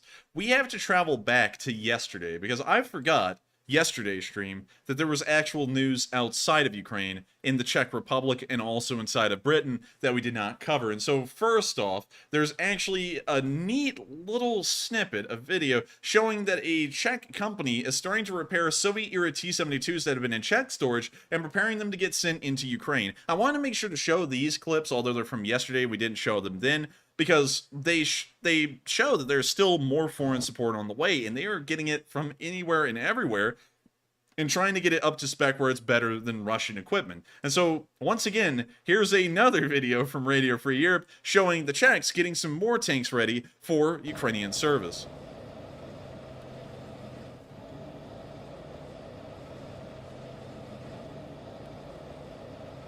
And we see that they're even hiring Ukrainian workers.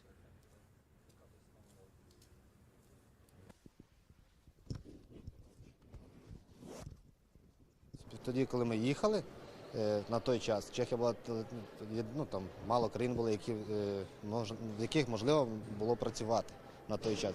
Я хотів на таку працю якусь піти, щоб було Wow. нашої країни. That thing was nice. Ти чимось таку руку докладаєш до цього швидше закінчення цієї війни. У нас там дом, слава Богу, ще є. Я так вважаю, що він ще й залишиться завдяки нашим хлопцям, що нас оберігають.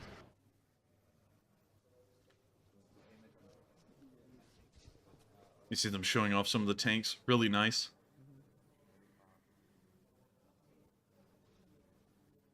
Man, that is a nice SPG. I love the paint job. For example, 8 weeks, which is regular training for the non-trained crew. The Ukrainian people are able, within the 5 days, to get the understanding what are the difference, and they are returning back home. Man, that's quick. 5 days.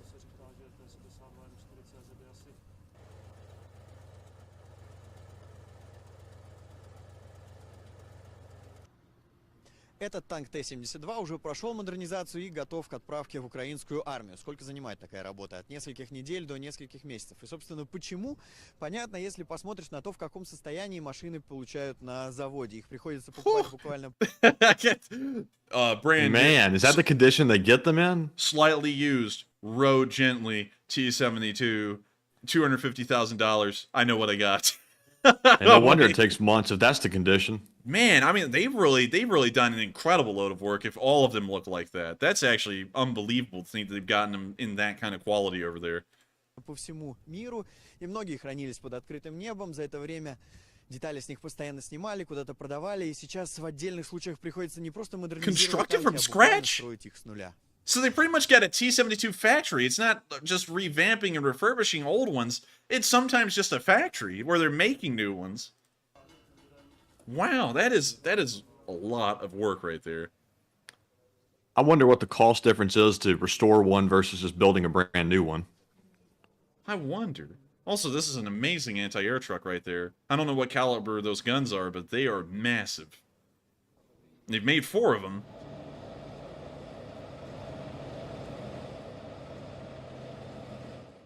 And with that, that's the end of that video, and it's now time for us to move on into the last bit of news that we have, foreign-wise, from Britain, where we actually saw that some Ukrainian soldiers were being brought in and trained in the United Kingdom, and we got to see pretty much the entire process of them entering Britain up until they were done, of course provided by the United Kingdom's Ministry of Defense. And so, here's the video.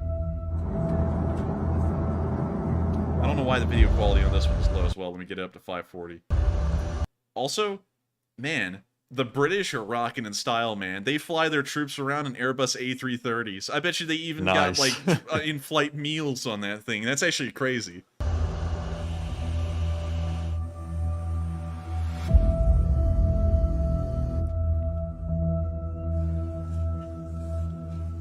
Now see them inside the terminal.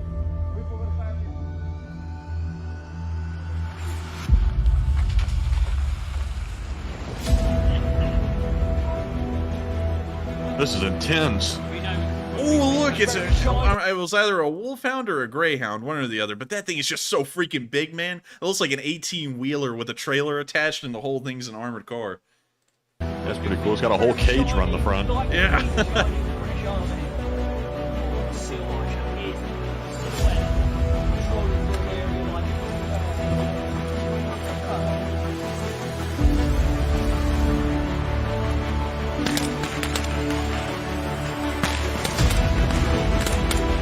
Training with the L-85?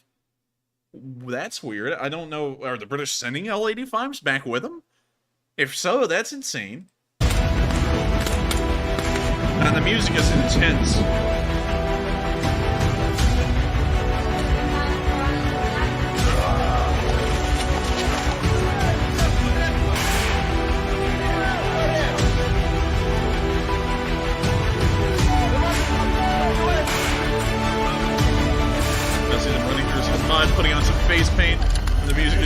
more and more epic as the video goes on.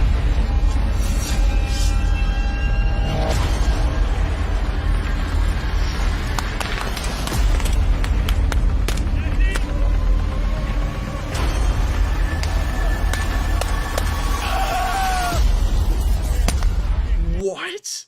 Did you see that simulation? Yeah, it's pretty accurate. That was real. We can't go back and show it again because I don't know if YouTube considers the simulation to be the real deal, but wow, that was very realistic from what we've seen before in videos we haven't shown on the channel. That was actually like spot on. Now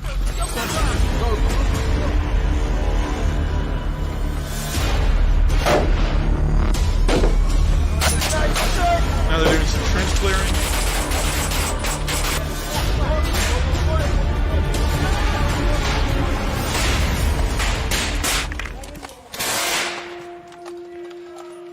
Dang, they leveled that poor man right there. Just ran up and executed him.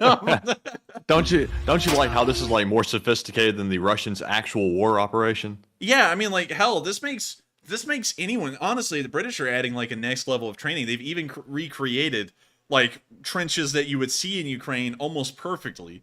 Like, it's actually really good. Like, this is really high up there in terms of like how much effort they're putting into their training.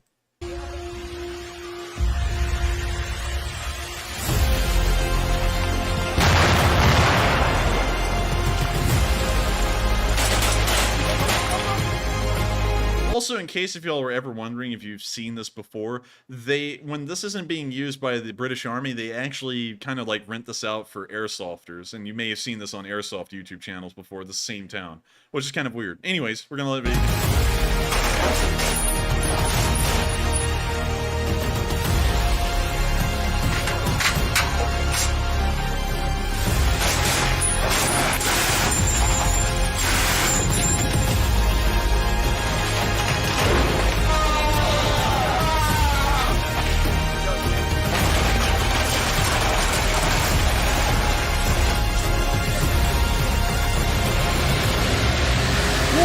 It's a warrior. Oh man, I love those things. Those are so cool. It's the British for you, Matthew. This is like the British equivalent of an M3 Bradley for the British. Oh, this thing is really neat. I like them.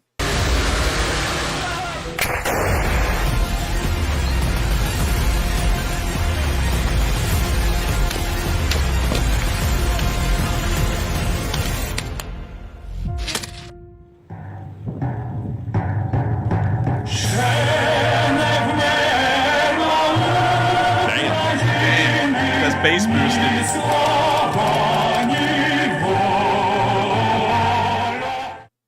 And that's the end of the video, but once again, I wanted to share with you all that because I thought it was a very interesting look and how the British Army as a whole, along with a lot of Commonwealth forces, are helping to train these Ukrainian soldiers and get them back into the fight. And from what we can tell from that video, it is spot on. I think more budget went into that in their training alone by the British than the Russians have spent in the entirety on their tank force. Like, it was high end. And so with that, it's now time for us to move on from this little training video from day 287 actually, and it's now time for us to move back to Ukraine and back to Kyiv. But real quick, I actually saw some before we get to the speech I wanted to address because I thought this was quite funny. I was talking about it after I did the voices, man. I was like, you know, some people don't like him, and I actually saw some bots, well, one bot that said something hilarious. David X, I'm guessing his bot because the spelling was so bad, he said, "You are so retard talling like this." Oh man, I got a good laugh out of that one. Anyways, with that, here's the speech from President Volodymyr Zelenskyy on day 288 of the war in Ukraine.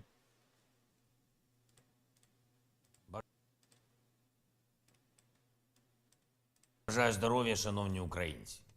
Сьогодні був довгий і важкий день. Херсонщина. 4 поліцейських загинули під час стабілізаційних заходів. Російські міни. Серед загиблих начальник поліції Черкаської області Михайло Кураченко. Він допомагав колегам на півдні. Вибухотехнік Ігор Мельник. Кінолог Сергій Ненада. Помічник чергового Уманського райуправління поліції Вадим Пиріжок. Життя ще 4 поліцейських зараз рятують лікарі. Сили поліції разом з усіма силами оборони нашої держави зараз на передовій. І разом з усіма захищають українців. Разом з усіма несуть втрати. Мої співчуття. Донеччина. Сьогодні ж російська армія нанесла удар по Кураховому, дуже жорстокий, абсолютно прорахований саме по мирним людям, по звичайним людям, по ринку, елеватору, заправці, автостанції, по житловому будинку. В переліку загиблих станом на зараз 10 людей, багато поранених. Мої співчуття рідним і близьким. Вічна пам'ять усім жертвам російського терору. Провів сьогодні засідання Ставки. Доповіді командувачів, розбір ситуації на конкретних напрямках. Передусім щодо Донецької області, районів Бахмута та інших найгарячіших точок. Там дуже жорстке протистояння, кожен метр має значення. Я дякую усім нашим хлопцям, які знищують ворога саме там щодня, щоночі, щогодини. Звичайно, на Ставці приділили належну увагу Луганщині, Харківщині, були доповіді по ситуації в цілому і на кордонах. Енергетика – це постійний наш пункт порядку денного і на Ставці, і на урядовому рівні. Провів ще нараду щодо стабілізації енергосистеми і захисту наших електростанцій. Постійно збільшуємо генерацію і постачання електрики. Майже щодня додаємо ще обсягу. Але варто не забувати, і не забувати усім, що відновити 100% енергосистеми, якою вона була до початку російського енерготерору, зараз неможливо, потрібен час. Саме тому у більшості міст і районів зберігаються графіки відключень. Станом на цей вечір найбільше відключень у Києві та області, на Львівщині, в Житомирській області, на Хмельниччині, Полтавщині, Вінниччині та в Закарпатті. Я дякую усім нашим енергетикам, ремонтникам, бізнесу, працівникам комунальних підприємств і місцевій владі, які роблять все можливе, щоб полегшити становище для людей. До речі, сьогодні відзначається День місцевого самоврядування. Це свято усіх, хто працює з людьми безпосередньо і від кого залежить майже все в громадах.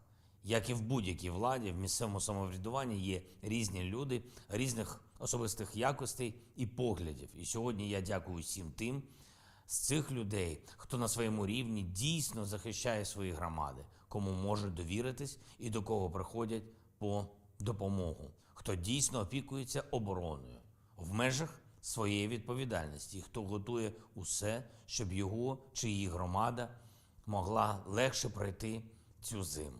Я дякую і вітаю з вашим професійним днем. Маємо сьогодні дуже важливий результат у Франції.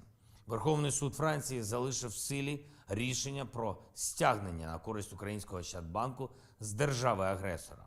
Сума з нарахованими відсотками майже $1,5 мільярда. Цей судовий процес тягнувся ще з 2015 року, більше 6 років боротьби, десятки тисяч сторінок юридичних документів, багато надій і не менше скепсису, який дехто висловлював. Але є ця перемога для України. Росія відповідатиме за усі вкрадені активи української держави і компаній. Це перша перемога державної кампанії в судах проти Росії щодо захопленого в Криму. Я дякую кожному і кожній, хто забезпечив цей результат. Сьогодні ж представники Офісу і уряду взяли участь в конференції в Америці, конференції, яка присвячена створенню спеціального трибуналу щодо злочину агресії Росії проти України. Зараз теж ще не всі у світі погоджуються, що цей трибунал спрацює, але щоб не казали, ми будемо робити своє і обов'язково доб'ємося результату для України і українців. Вже готуємося до подій другої половини тижня в міжнародній площині. Будуть важливі рішення для нашого захисту. Робимо все, щоб вони були сильніші. Я дякую усім партнерам нашої держави. Слава усім, хто працює заради перемоги. Слава кожному нашому воїну, усім, хто здобуває для України життя. Слава Україні!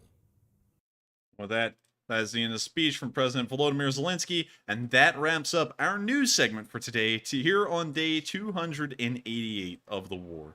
I thank you all so much once again for watching, at least the news segment. We're about to be moving into the question segment, which is a whole other can of worms, almost an entirely different stream. But I thank you all so much once again for watching, and if y'all did enjoy so far, make sure to hit that subscribe button, hit the like button, and also comment on this video as well in the live chat, because that helps this channel to reach new heights, especially these live streams, because one thing that we love to do is talk to all of y'all and have y'all all around as we report the news, because there's a lot of fun moments to be had, and it's just a great time for us and all of y'all as well as the Lee Spring Army. And so with that, thank you all once again, and we're now going to be moving on into our question segment and addressing all of the polls that we've run, all of the super chats that have been put in, and also all of the live chats as well. And so with that, what do we got, Matthew?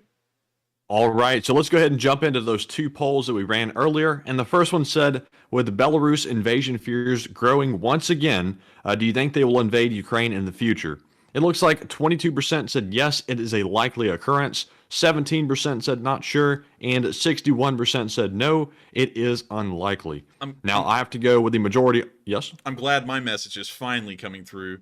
I've been saying no for a while, and finally it's unanimous no. So, anyways, I'm going to let you take back over, Matthew. Oh, yes. I was just about to say, I don't think it's likely at all. Belarus invading Ukraine has been one of those things that's been talked about throughout the entirety of the war, and it's never happened. Kind of like Putin threatening to use a tactical nuke. It hasn't happened either. So personally, me, I think it's a bunch of hot air, not anything to worry about. But Enforcer, what say you? I think it's full of crap. We've seen this happen 9 months, 10 months probably now. I don't believe it. It's not going to happen. I mean, it's not even worth going over, because we go over this like monthly at this point, because it's always coming back around. Oh, they might join. Every time it goes bad for the Russians, they're just about to join, and then they never do. So I'm going to say no, I don't think they ever will. And so with that, we are on to the next one. All right, and the second poll said, do you think that incendiary weapons are worse than chemical weapons, such as sarin gas? It looks like 53% said no, chemical weapons are worse, 23% said not sure, and 24% said yes, incendiary weapons are worse. Now for me, I think chemical weapons are worse because, number one, sometimes you can't see them, so you might walk right into it and you have no way to get away from it. So incendiary weapons, you have a chance to try to save yourself from it. It's admittedly pretty hard to do so, but at least you have a chance. But Enforcer, what say you? I would say it's pretty bad, because while you can, for most instances, you can usually see poison gas that's used in a war. It usually leaves behind some kind of color on the front lines that's visible in the air. And with fires, I feel like that's even worse, because a lot of people don't understand like the horrors of getting burned alive and how bad that really is. Like your entire body, like with poison gas, it usually just attacks your respiratory and nervous system. That's pretty rough on its own, but usually it's not that bad. You can usually recover from it, given a decent amount of treatment. However, a fire, the effects of fire and burning is permanent. Not only does it burn your skin, but if you're caught in a fire and you're trying to breathe, which you must do to survive, and you're in a fire, you're actually going to start burning your lungs on the inside. And that's permanent scarring. It permanently damages your bronchia, everything. It's horrendous. Surviving a fire is very tough, and it's also very painful to live from there forward for the most part, mostly because everything's been so badly damaged. It's a horrific way to go, and I think that, in my opinion, because it's really more of an opinion thing, there's no hardcore fact that would say... You're about to say a preference? Yeah, I was about to say preference, but there's no real hardcore facts to say that poison gas is worse than burning alive. I would really put them in the same category. I think both of them are pretty bad, and I think that it's just really horrendous, because when you get attacked by poison gas, you're choking, but with fire, you're just burning, like you're just burning alive, and there's nothing you can do about it. You can't put it out. Once it burns badly enough, your skin just starts to melt. It's horrendous. So I would say, in my opinion, I would have to go with a very small minority that said that it was as bad as poison gas, because I think it is. And so with that, I hope I addressed that one fairly well. Of course, a lot of people have different opinions. That's totally fine. But, at the end of the day, I guess we're all just kind of hypothesizing how we would want to go out, whether it be poison gas or fire or whatever else we could think of. But with that, we are on to the next one. All right, so that was the last of our polls. So we are moving on to our super chat questions. And first up, thank you all for putting in the support. We do appreciate it as always. We also have a whole bunch of live chat questions as well. And if you have one for us, you can feel free to send in a super chat yourself or simply tag me at Enforcer Matt in the chat, and I will add it to the spreadsheet. But nonetheless, we are moving on to our first one, which looks like it is going to be from Fly Eagles Fly, who puts in a $25 donation and says, "Great show, guys. I played airsoft in my 20s. I used to have 4 Tokyo Maries.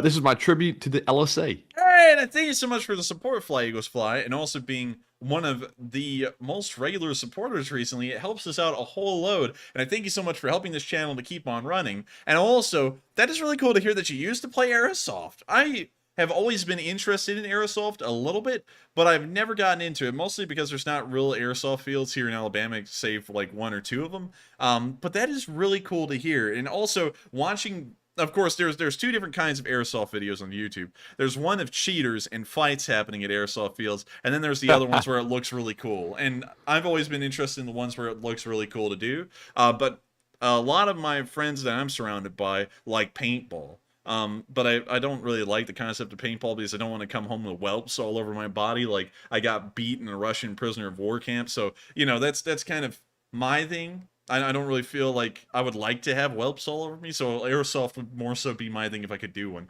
But I thank you so much once again for the support, Fly Eagles Fly, and I hope that does address the comment fairly well. And also, long live the Lee Spring Army. Also, someone said something very interesting right above Fly Eagles Fly comment, Matthew. Kevin B said, poison gas can kill people in bomb shelters and cover. And that's true. However, fire can do the same. If a fire is burning outside of your bunker and is getting into the only entrance where there's, I guess you could say, ventilation, it can actually suck all of the air out of that bunker and consume it to keep burning, and you could suffocate to death inside of a bunker. And so, in a way, fire can be as bad and as effective in killing people as poison gas is as well. And so with that, I hope that does address that fairly well. Good point, though. And with that, we are on to the next one. All right, and next up, we have a $22 super chat from Rust and Rot, another channel legend, who says, "When will Russia's big guns wear out and start killing the crews?" Probably... I believe they already have worn out, and they're getting either replaced or they're just using them until they explode. And so that time should be right now, as far as we know. The Ukrainians have had to go and have a whole bunch of guns rebored and rebarreled, and we haven't really heard a lot about that with the Russians, but assuming how much they fire their artillery, they've had to do that many times over at this point, which is also very...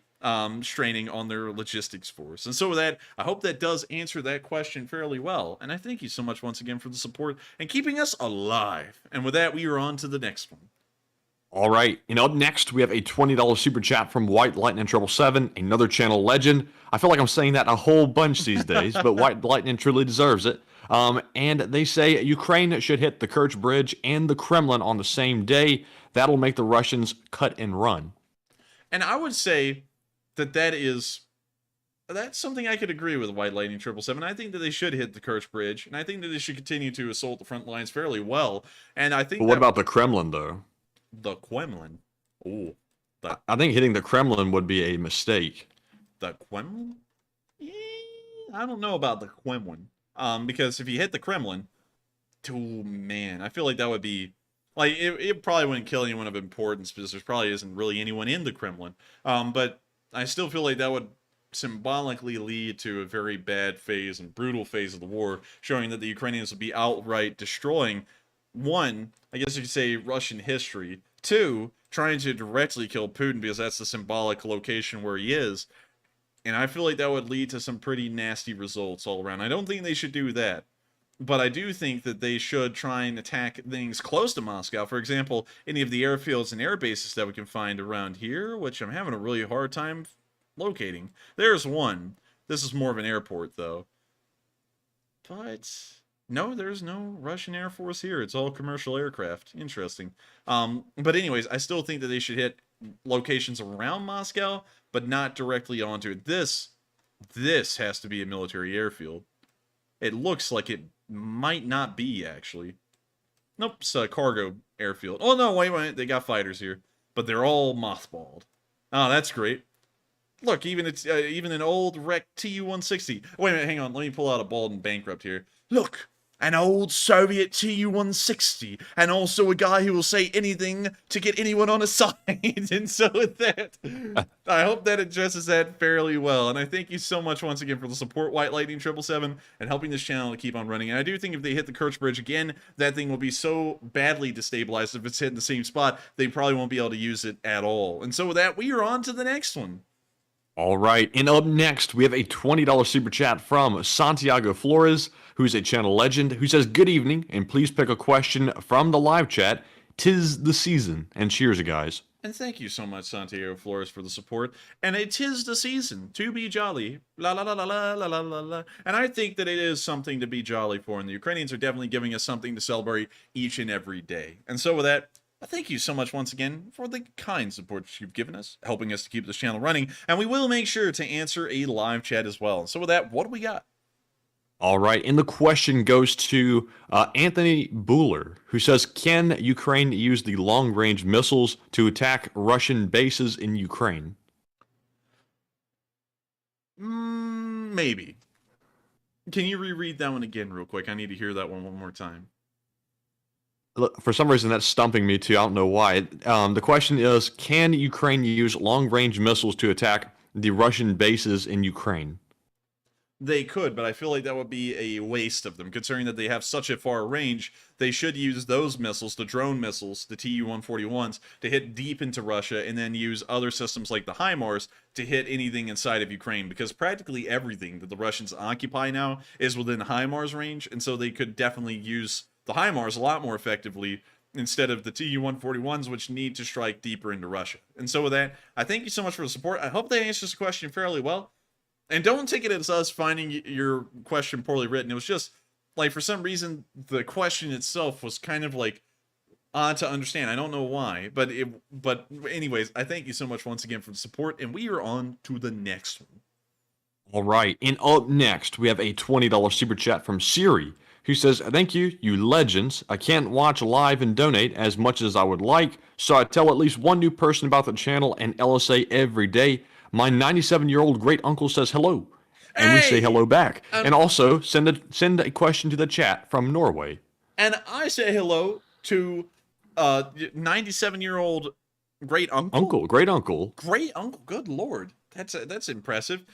I don't believe we ever met our great anything for that matter. I think they were all dead at the point we were born. So that I think so. That is incredible. And I say hello back. Also, another thing. I thank you so much for supporting this channel and also enjoying it as much as you do. Support doesn't mean everything. You know, it's like they say in the new Spider-Man movie, it's not all about the money, Spider-Man. And it really isn't. Of course, it helps us to keep this channel alive and helps us to keep this thing afloat, which is incredibly important, so we do need y'all support for that reason.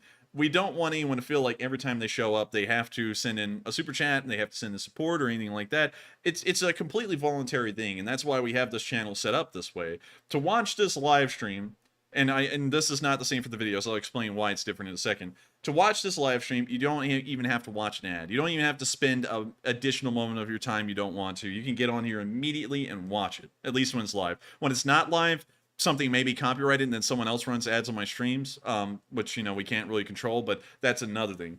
And so we rely entirely on y'all's support to actually keep the whole channel running, making the videos as well, which do have ads running on them, which I'll still get to in a second, and also this live stream. So we thank y'all so much for any support that y'all give, but also just for being here. Now, to move on to why, to explain this real quick, why the videos have ads running on them, the point is as simple as this. We used to not run videos with ads, but then we found out that if we turn the ads on, YouTube starts to push them a whole lot more than they used to. And so more people get to view it. And of course, at the end of the day, we're wanting as many people to view what we're making as possible. And so we turned on ads for that reason. So that is actually kind of, that's changed over time, because it used to not be like that when we used to make video summaries every day. We never ran ads on them, but then they never got promoted. And now that we run ads on them, now they promote every single one of them as best as they can. So that's why we run them on there. I don't know if they would do the same for a live stream, but honestly, I feel like they wouldn't. So with that, I thank you so much once again for the support. And let's get a question from the live chat, and also a huge shout out to the Lee Spring Army contingent that is in Norway. All right, and the question goes to Bill Russell in the live chat. He says, my question is, isn't the whole Russian argument that the war is because they don't want a NATO country on the Russian border now that Finland and Sweden will be accepted into NATO? Question mark. That is true. That is something that this part of the war started for. The original Donbass conflict of 2014 started over the port rights in Sevastopol, which was really the beginning of this entire ordeal. And then the war that started in 2022, the one we're in right now, is because Ukraine was starting its actual process to join NATO. And because of that, the Russians freaked out and they went to war with Ukraine because the only way they could stop them from joining NATO was getting involved in a war with them and then trying to annex the country and create a puppet government at the end of it all. And so, yes, that is correct. That is the entire reason why this current phase of the war has started. And then if you go all the way back to its origin in 2014, it was over the port of Sevastopol. And so that, I hope that answers that question fairly well. And thank you so much once again for the support and also being the Norwegian member of our Late Spring Army. And with that, we are on to the next one. All right, and up next, we have a $20 super chat from Avari Mandubratis, another channel legend, who says, please have a street view look at the Strand in Galveston, Texas. I was there attending Dickens on the Strand, or on the stand, excuse me. Victorian costumes amongst Victorian buildings in Galveston, Texas. Galveston, here's Galveston, and the Strand, here's the Strand. So let's drop down, let's actually just click on it. I bet they got the best pictures. The Strand. Wow. Oh, wow. That is really cool. That's unique. Unique. Look at that. I think this is a Juneteenth thing, which was the last place that I believe slaves were emancipated in the entirety of the United States. Oh, my Lord. Oh. Oh, man. Oh, my Lord. I don't know what that is, but that's criminal. That is a nice building. I love how ornamental these buildings are. Also, they took a British telephone box. Ah. Huh. I don't think that's from Galveston. I've always wanted to go to Texas and look around, especially Austin. I always have to. Look, that's a knife display. They got all the knives that you can ever want. Look at that. That's pretty neat. They even got kukris, which is really cool. Let's see what else. Cool. What else they got? Oh yeah, there's where the battleship Texas is, right there. They got some nutcrackers. If anyone's needing the nuts cracked, that's where you go and get them cracked. There's many ways you can take that. But it looks like a nice place. It's really neat. And also, this would be a great place to go reenacting because pretty much the buildings fit the era. Well, any era of the 1800s or even the early 1900s or even today, really. I mean, it's still around, so obviously fit in today. And so with that, I thank you so much once again for support and allowing us to take a look at the Strand in Galveston, Texas. And with that, we are on to the next one. And thank you so much once again for the support, helping this channel to keep on running, and also letting us take a cool look at some stuff in America. And with that, we are on to the next one. All right, and up next, big shout out to BC Skyman, the channel legend, who puts in a $20 donation tonight, and he throws in a super sticker of the YouTube creature once again. So BC, thank you very much. I know you're driving right now to somewhere, I believe in Georgia, and he's at a stop sign when he sent it. So hopefully, BC, you can see this after you get done driving. And I would have to say, I thank you so much once again for the support, BC Scamming. I also like that the YouTube creature is rage quitting. I don't know why or for what, but it is angry nonetheless. But I do thank you so much once again for the support. Don't get yourself killed when you hear this, but we thank you. You've been a long-time member of the Late Spring Army. You've been helping this channel to keep on covering the news, and you also have a personal, familial connection with the entire war, and for that, we completely respect where you are involved in this war, and that you've been always involved in the news and supporting Ukraine as well. And so with that, thank you so much once again, and we are on to the next one. All right, and up next, we have a $20 super chat from Roy CC07, another channel legend, like I've been saying all night, who says, I'd say type Rondelli Russian Military Digest, and then look for the interactive map from the first link in their website, just to clarify, and thanks. Hand purple, blue, and peace. Could you check the GFSIS Rondelli Russian Military Digest interactive map to see if it's fairly accurate as well as data posted on their site? And thanks. And I thank you so much for the support, Roy, CC07. And let me have Matthew spell that out to me so that way I can understand what that is. So It's R-O-N Deli. Rondelli. Rondelli Russian Military Digest. Russian Military Digest. I believe this is it. We have to make sure we're not a bot. We are not a bot. We are live in front of 4,400 people. And let's see here. He said, look at the interactive map from the first link. Maybe this one? That could be it. The interactive map. Right here. Oh, look. Someone else is making a Google My Map. That's actually pretty cool. And according to Deep State UA, this looks fairly accurate. It's a little bit more accurate than ours in some instances, but at the same time, it's not. For example, fighting on the chicken tender isn't displayed here, and also it shows that the Ukrainians are not in Verkno-Kamyanka. They're a little bit behind it. From what we know, they're actually somewhere in it. Moving on a little bit further north, this area is accurate. For the large part, it's accurate. The one thing that I probably don't like as far as its accuracy is showing, well, I guess this is all past tense, how the Ukrainian forces were moving, but if it's showing it live at the moment, it's probably not the best thing. But one thing I do like, however, is that you can see exactly how the Ukrainians broke through the lines. You can see the breakthrough at Balaklia and exactly where they went and everywhere else. So pretty accurate all around. It's pretty crazy to see that someone else is also making a Google My Map just like me. This is literally just a Google My Map like mine over here. It's wild, actually. But with that, I hope that does address that fairly well, Roy CC07. And I never even knew that anyone out there in the world was also doing a Google My Map. And so with that, I hope that does address the question fairly well. And thank you so much once again for the support. And with that, we are on to the next one. All right, and up next, we have a $10 super chat from a longtime channel regular, Rotormax, who says, thanks for all the great reporting and support for Ukraine, you guys. Your grain. Not Ukraine. Your grain from Ukraine. Вічна слава всім grain from Ukraine. That's the only thing I can understand like that he says. You know, it's like that prank call guy who would call it McDonald's and speak in Japanese, and so you'd be like, Big Mac. You know, it's just so weird, you know? It's like, well, you don't expect it. It's like a mental flashbang because you're like listening to the language. You're like, wow, that's really interesting. And you hear English, and you're like, what?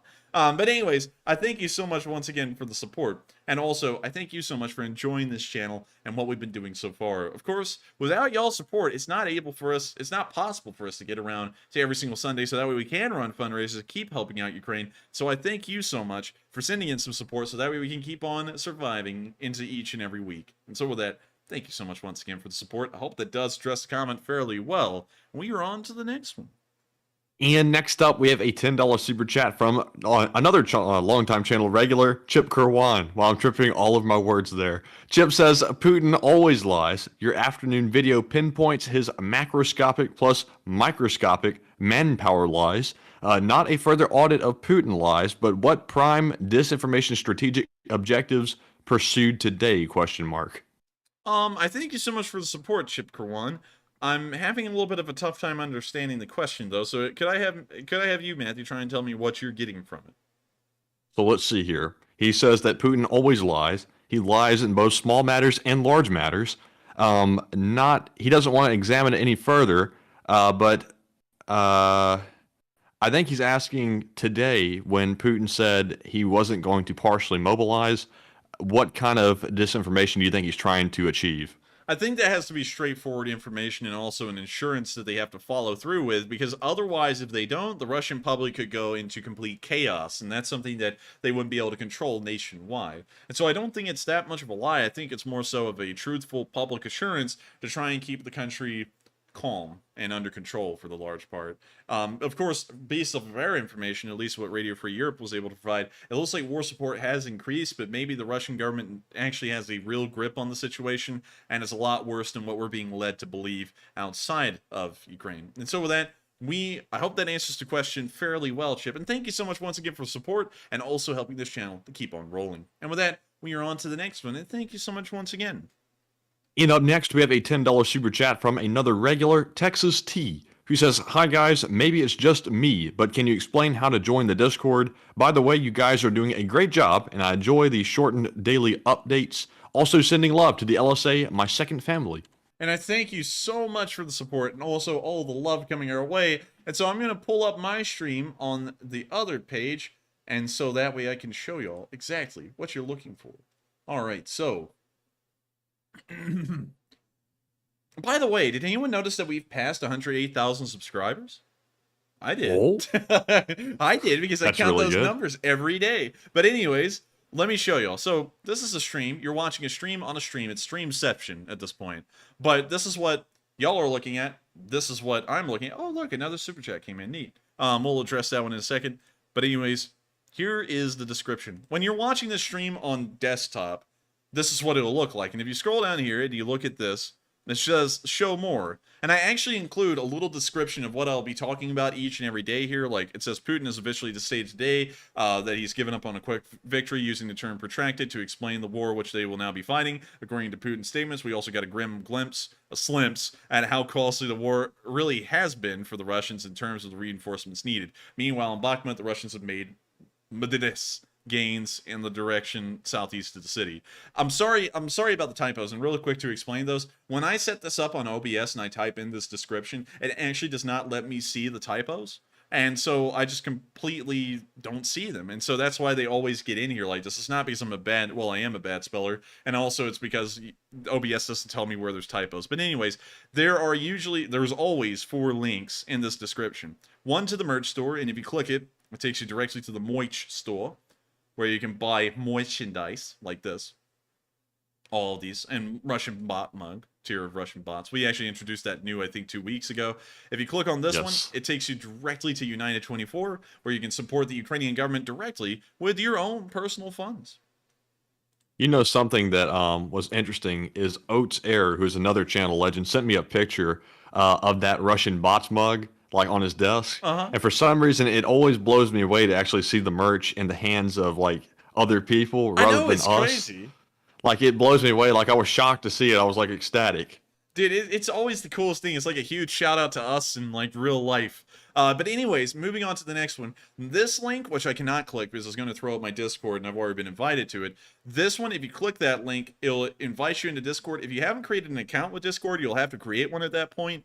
And then once you create one, I think you have to go and click on this link again to get invited. But it should work that time.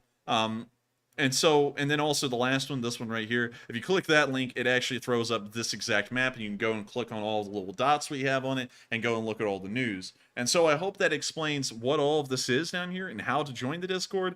And if you have any other troubles, we actually have some moderators like Psyops and Susie Halsey who are in the Discord, and I think they could probably help you out a whole load in explaining how to join the Discord from there. And so with that, I hope that does answer that question fairly well. We're going to click show less. And with that, we are on to the next one. And thank you so much once again for the support. Also, y'all might have noticed that YouTube has been messing around with the subscribe and the notifications button again. They've combined them both into one button now. And it looks like it's all the same options, except now there's an unsubscribe option when you click the bell. So that might explain why more of you are getting notifications tonight. Apparently people have been complaining or griping about it, or otherwise they wouldn't have changed it. So hopefully that fixes the issue. I wish YouTube would just sort of leave that stuff alone.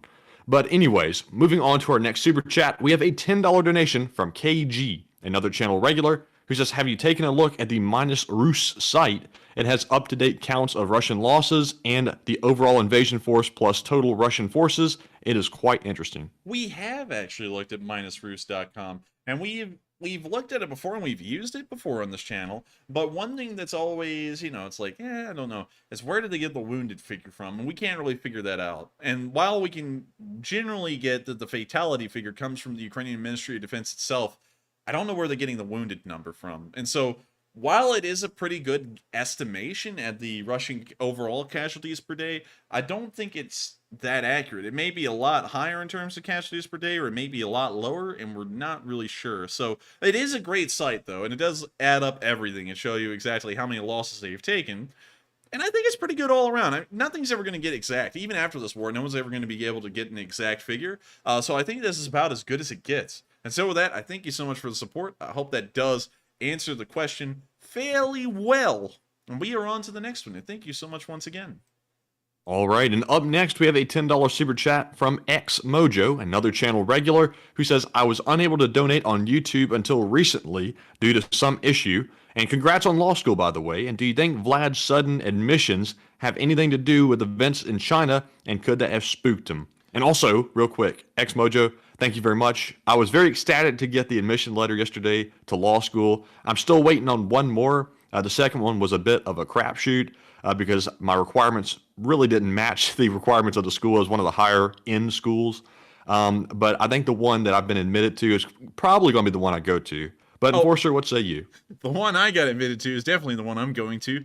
You know why, Matthew. But anyways, I think it's great to have been accepted into law school finally. We've been talking about that all the time on stream, and we finally were. We would share a lot of details with y'all as to what law school it is and all that kind of stuff. But the reason why we don't is because, as y'all all know, there's not everyone on the internet isn't always the nicest person, and a lot of people are, well, not a lot. Some people are maniacs and crazy, and so, you know, our fear is that if we share with you all the exact law school that we're going to, some lunatic out there, or a multitude of lunatics that hate us, are going to start calling up that law school and telling you a whole bunch of lies about us, or something like, you know, we, you know, have committed terrorist activities in the United Kingdom or something like that, and we're going to end up having our scholarships revoked and not allowed to go to that law school. So that's why we don't share that with y'all. But otherwise than that, I would, because it's really cool that we finally got accepted. It's something that we've been waiting for a good while, and hopefully it goes quite well. I'm going to, of course, probably try and keep this YouTube thing going during law school, because why not? And I'm enjoying it, and I love it, and a lot of y'all love this as well, so I think that we'll just keep this thing running even then. Leave Spring Army content forever. And so with that, I thank you so much for congratulating us on getting to law school, and what else was in that super chat, Matthew? Let's see. Xmojo also said, let's see here. Do you think Vlad's sudden admissions have anything to do with events in China, and could that have spooked him? And I think that, I don't think that they're actually revolving around anything in China. I think that China and Russia are almost living in two separate worlds at this point. So I would say no. I would say that what is happening in China is completely unattached to what's really happening in Russia, especially considering that the Russians and the Chinese apparently don't have a lot of economic contact with each other in the first place. And so with that, I hope that does answer the question fairly well, and thank you so much once again for the support and keeping this channel running. And with that, we are on to the next one. All right. And also, I see, I got to call him out. Tim Kiwi says the world does not need more lawyers. That's just what we need, is more lawyers. And, you know, sadly, I have to agree with Tim. Lawyers have a very bad reputation. Some of them are deserved, and then there are really good ones out there as well that don't deserve it, but they get lopped in with the other bad ones. But we're trying to be different, Tim. Have faith. Have faith. I gotta tell you, while I was in college, I've seen some people who said, like, they were like, oh, what are you gonna do after college? Oh, I'm gonna go to law school and become an attorney. Oh, I'm gonna become an attorney too. And I'm like, no, you shouldn't. Like, you don't want to say it, you don't want to be rude. But I'm like, oh, no. I'm like, no, you should not. Because there's a lot of people who just become attorneys to become them, and then they screw people's lives over forever because they aren't really into it beyond the status symbol of getting through it and becoming an attorney. So I would agree with you in a way, but we're not gonna be like that. Really, my whole goal of being an attorney is to eventually try and run for being a representative or a senator of my state. Really more so a representative, because that has a lower age requirement, and then eventually becoming the president. So that way I can make sure to fulfill my final goal of service to the nation, which is to become the president, which is probably one of the positions that's probably the toughest, but I would love to do it. It would be a great challenge, and also I would hope that I'd be able to improve the country in as many ways as I can in such a short amount of time as 8 years or 4. And so with that, we are on to the next year. Not next year, next one. We're going to jump to 2023 real quick when the Russians are ruined. Yes. But anyways, up next, we have a $20 super chat from Robert Harrington, who's a channel legend, who says, beep up your great work, guys. Slava Ukraine. And thank you for the beep up great work. And I gotta say, beep up, thank you for supporting this channel. Without y'all, it wouldn't be possible. We really mean it. And I gotta thank you so much once again for helping this thing to keep on running. And so with that, thank you so much once again for the support. We are on to the next one. All right. And up next, we have a $10 super chat from MJ, who says, I'm afraid if Ukraine attacks Russian soil, it will make the Russian public support full mobilization. What say you? Can you reread that one again? MJ said, I'm afraid if Ukraine attacks Russian soil, it will make the Russian public support full mobilization. What say you?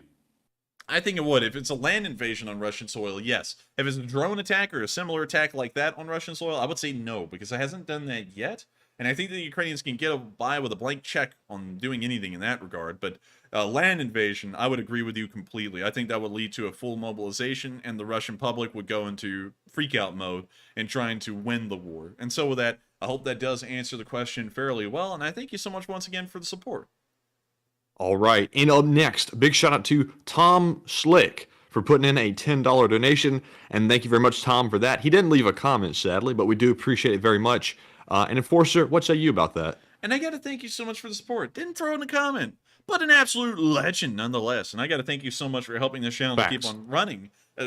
Facts. Straight up facts. But I got to thank you so much for helping this channel to keep on running, because without supporters like you, it's not possible to keep this thing going day by day. We would starve to death, or we'd have to go find jobs. And if we found jobs, we wouldn't be able to do this. And so thank you so much once again, and we are on to the next one.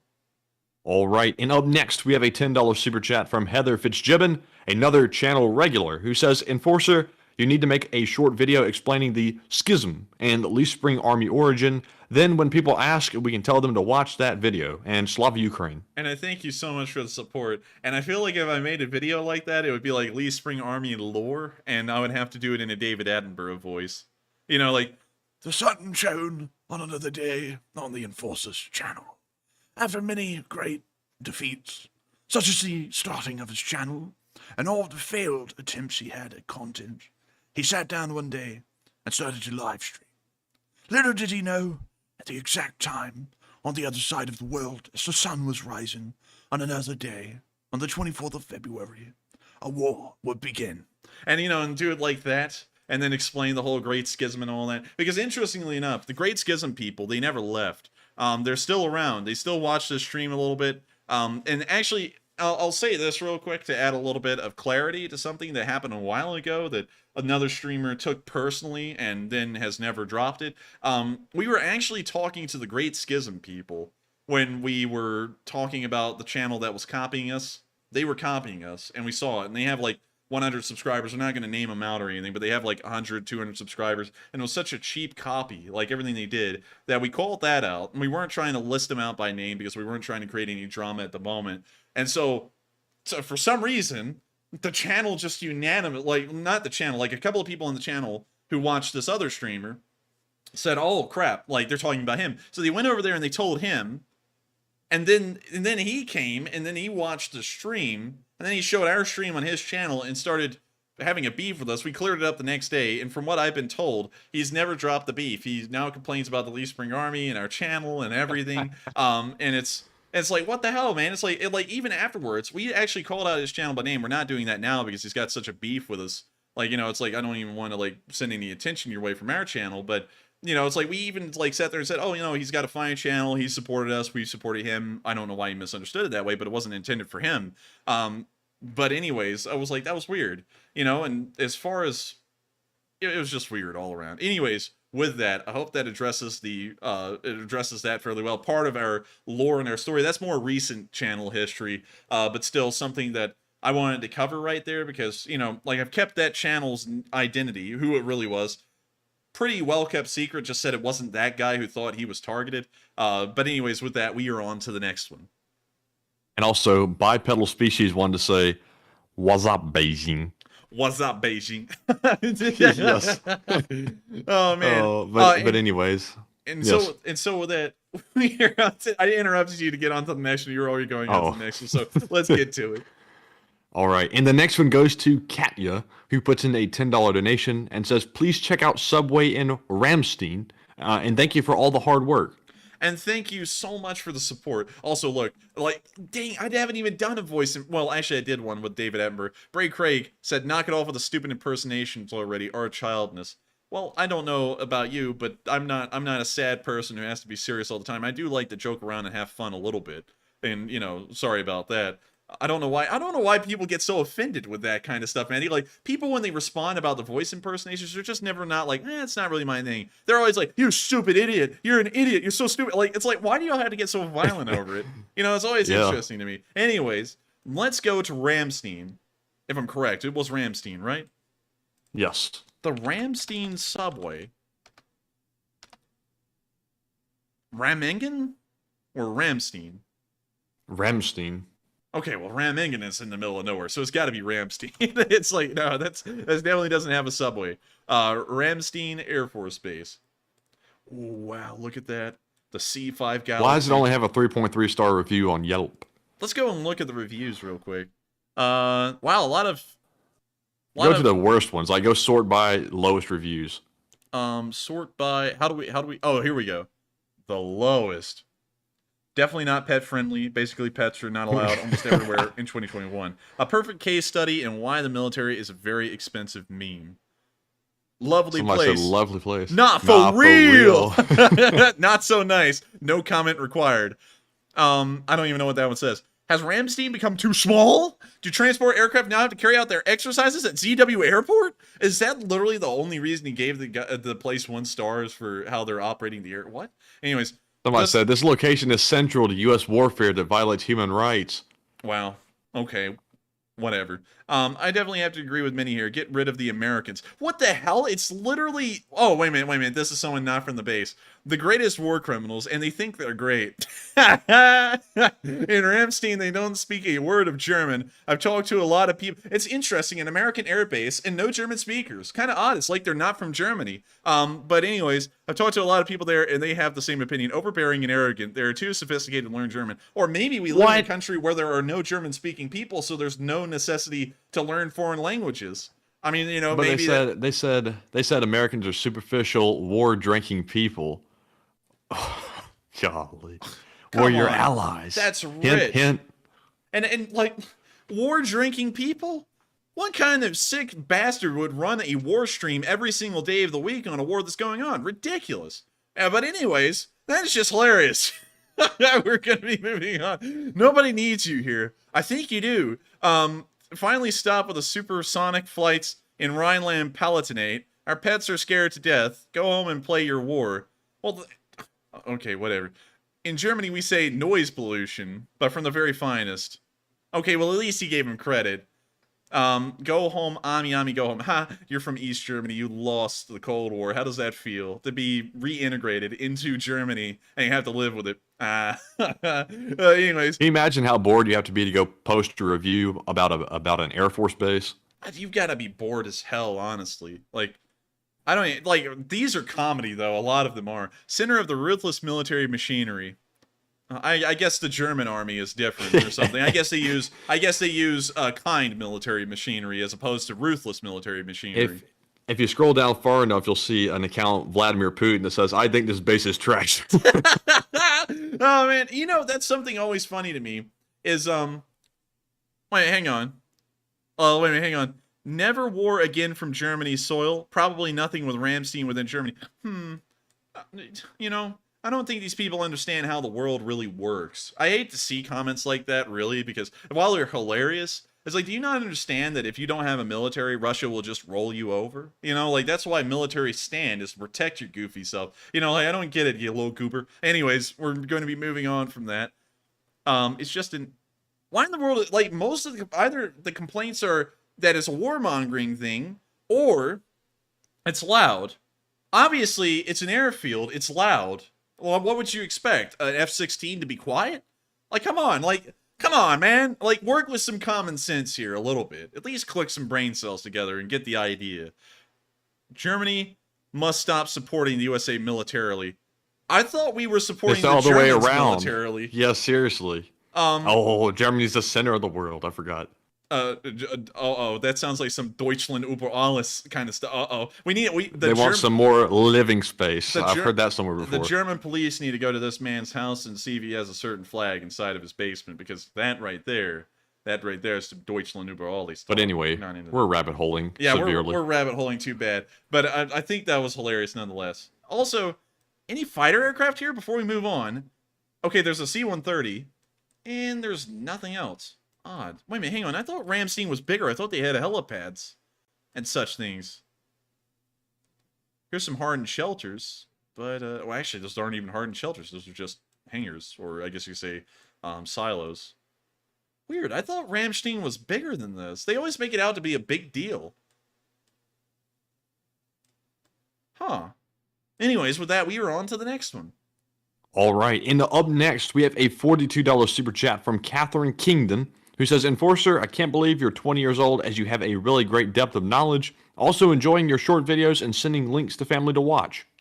And I thank you so much for the support, Catherine. And I thank you so much for, I guess you could say, being in disbelief about my age. I am actually 20 years old, and that's something that usually surprises a lot of people. One, when they see me in person, because they think I look a lot older, and two, because everyone always says I talk with like the knowledge and experience that makes me sound like I'm a lot older, and I don't really get that because I feel like I'm just being a normal person at 20 years old, but apparently I'm some kind of a freak. But with that, I thank you so much once again for the support and being amazed at that, because I think that's a high compliment and some high praise.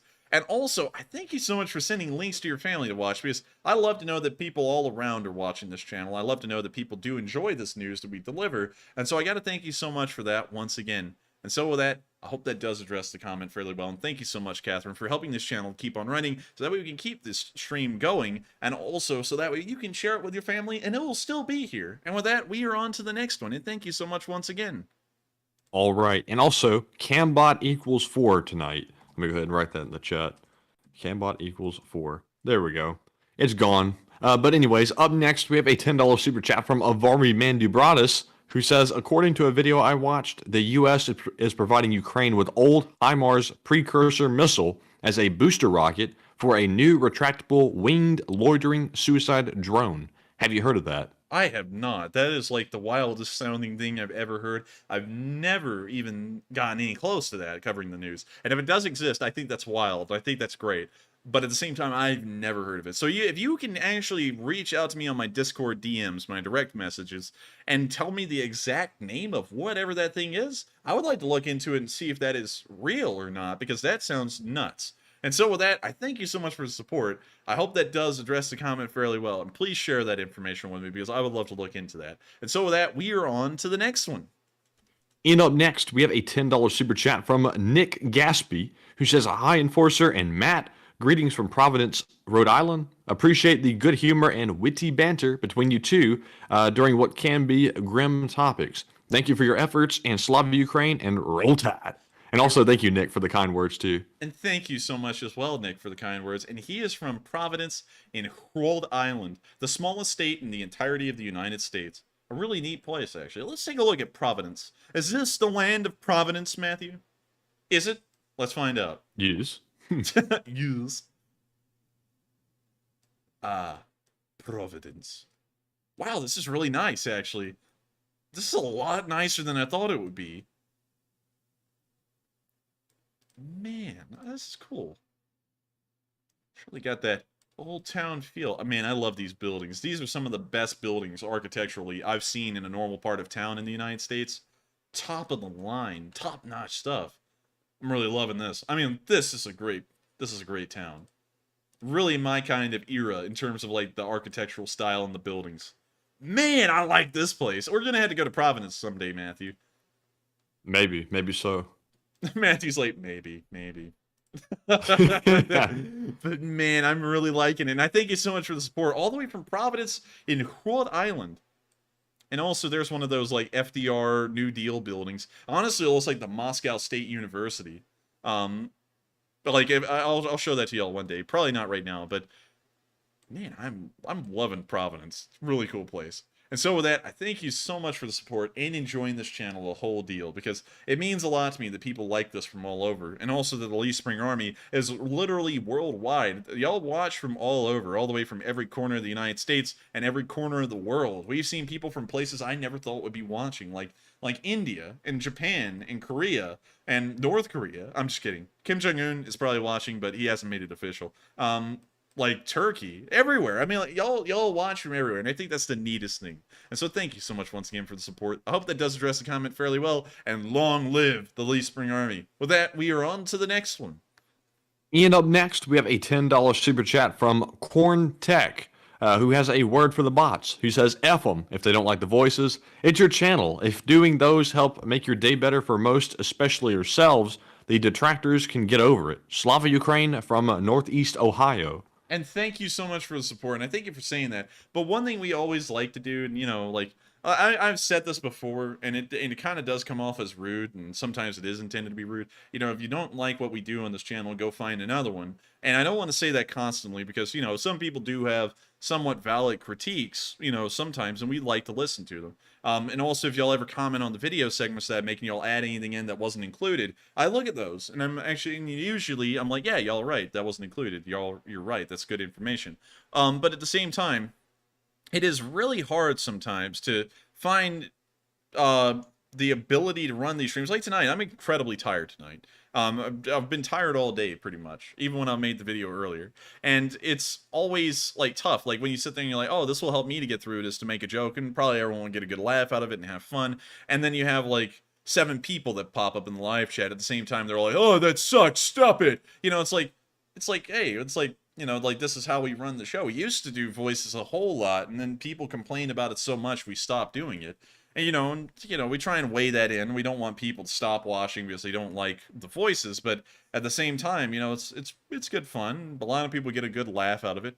And also, there's what's real fun, because back when we had the drama with the other channel, and it wasn't intended, we actually went over there. I think it was 2 months ago when that drama began. But we went over there, I did, and I looked at the channel, and I saw that on that stream where that guy was talking, pretty much everyone we've ever banned from this channel is now over there. So it's like, if y'all have ever watched the Dictator movie, where the guy is in charge of Aladdin, it's little Aladdin, that's where everyone's gone. And so I don't know if he's playing to the crowd over there or something, but it's always interesting to look that people will sit over there and they'll be like, he talked about video games. And, someone brought up a video game in Super Chat, so he talked about it a little bit. Or I did a voice, and then they hold that against me for the rest of my life.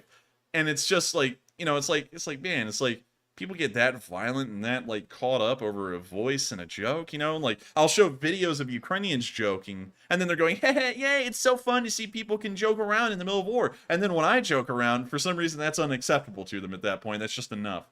I don't really get it, but I thank you so much for the support, and I do say that. F them. If they don't like it, there are other channels out there. I don't want to be rude like that, and I want everyone to come over here and enjoy this channel, but at the same time, it's our show. It's going to run how the show runs. But with that, thank you so much once again for the support. I hope that does address the comment fairly well, and with that, we are on to the next one.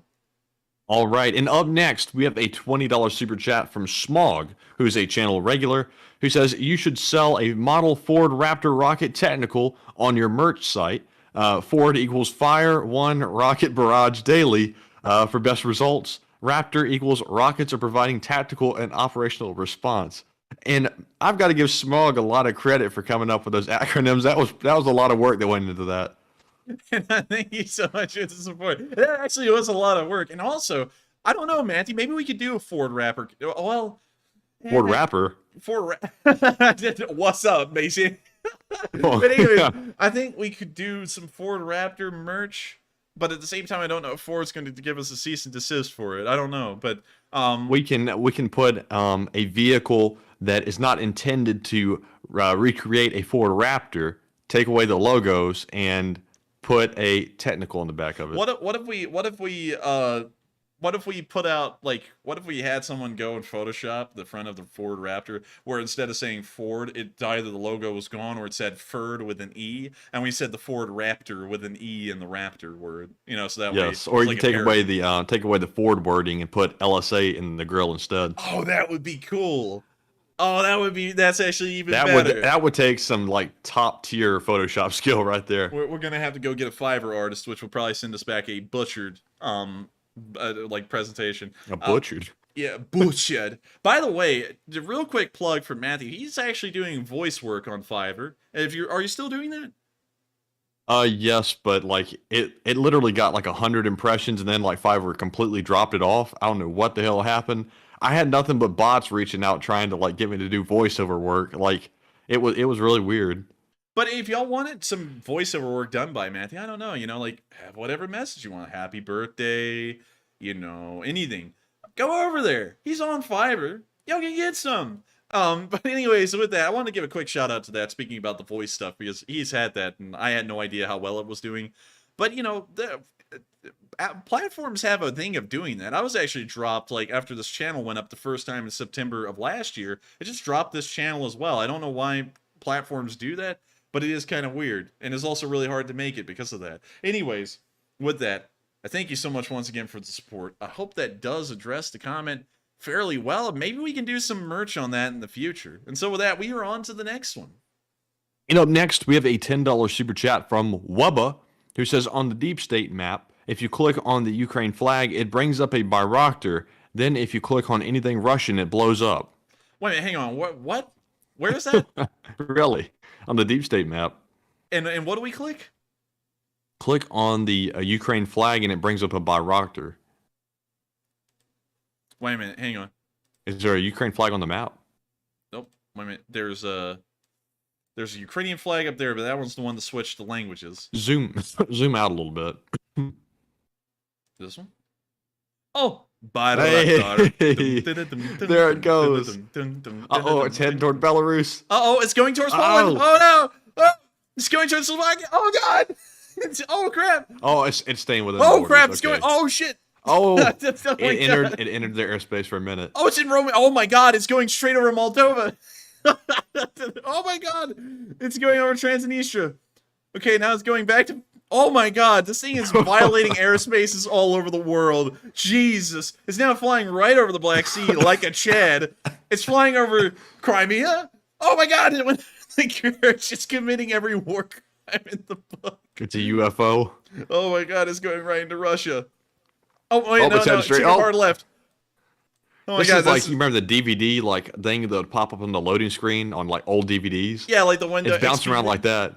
Yeah. Is it going back to Kyiv? No, it actually went right over Chernobyl. I think it's going back on the same route. Wait a minute, Okay, I want now to click on something Russian and it blows up, he said. Oh shit! Oh my God! Oh my Lord! It kills him. I'm sorry. I'm actually cussing a lot right now. But this is actually crazy. This is actually really hyped up for me. But oh my God! It beelines it to him. Jeez! Can we go to Moscow? Oh my God! It will. It's real fast with it. Dude, that scoots thing there and went scoots back. That thing went supersonic to Moscow, man. That thing went on a murder spree right there. Let's go up here. We'll go all the way across. Oh my God. This is incredibly cool. I actually never knew this was on the deep state map. This is just fun to play with. Let's see if we can kill everyone. Well, actually, that sounds really bad. Let's see if we can put everyone to sleep in Transnistria. Can we just carpet bomb?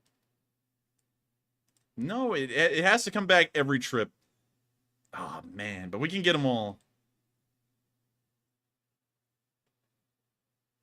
And the last airfield, come on.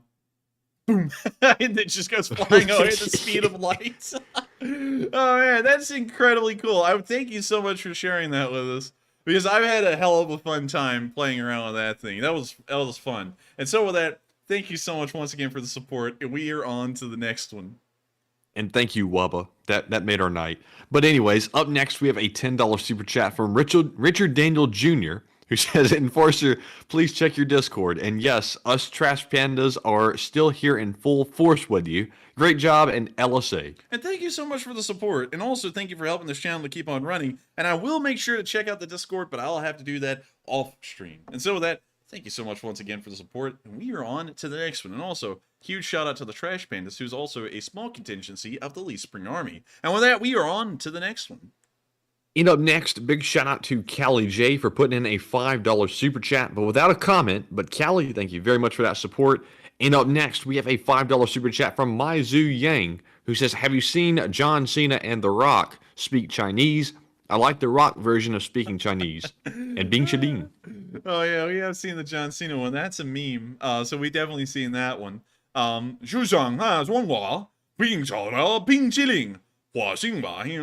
Being chilling. I did that very bad. That's a very butchered way to say it. But yes, I have seen John Cena say it. I haven't seen The Rock say it, though.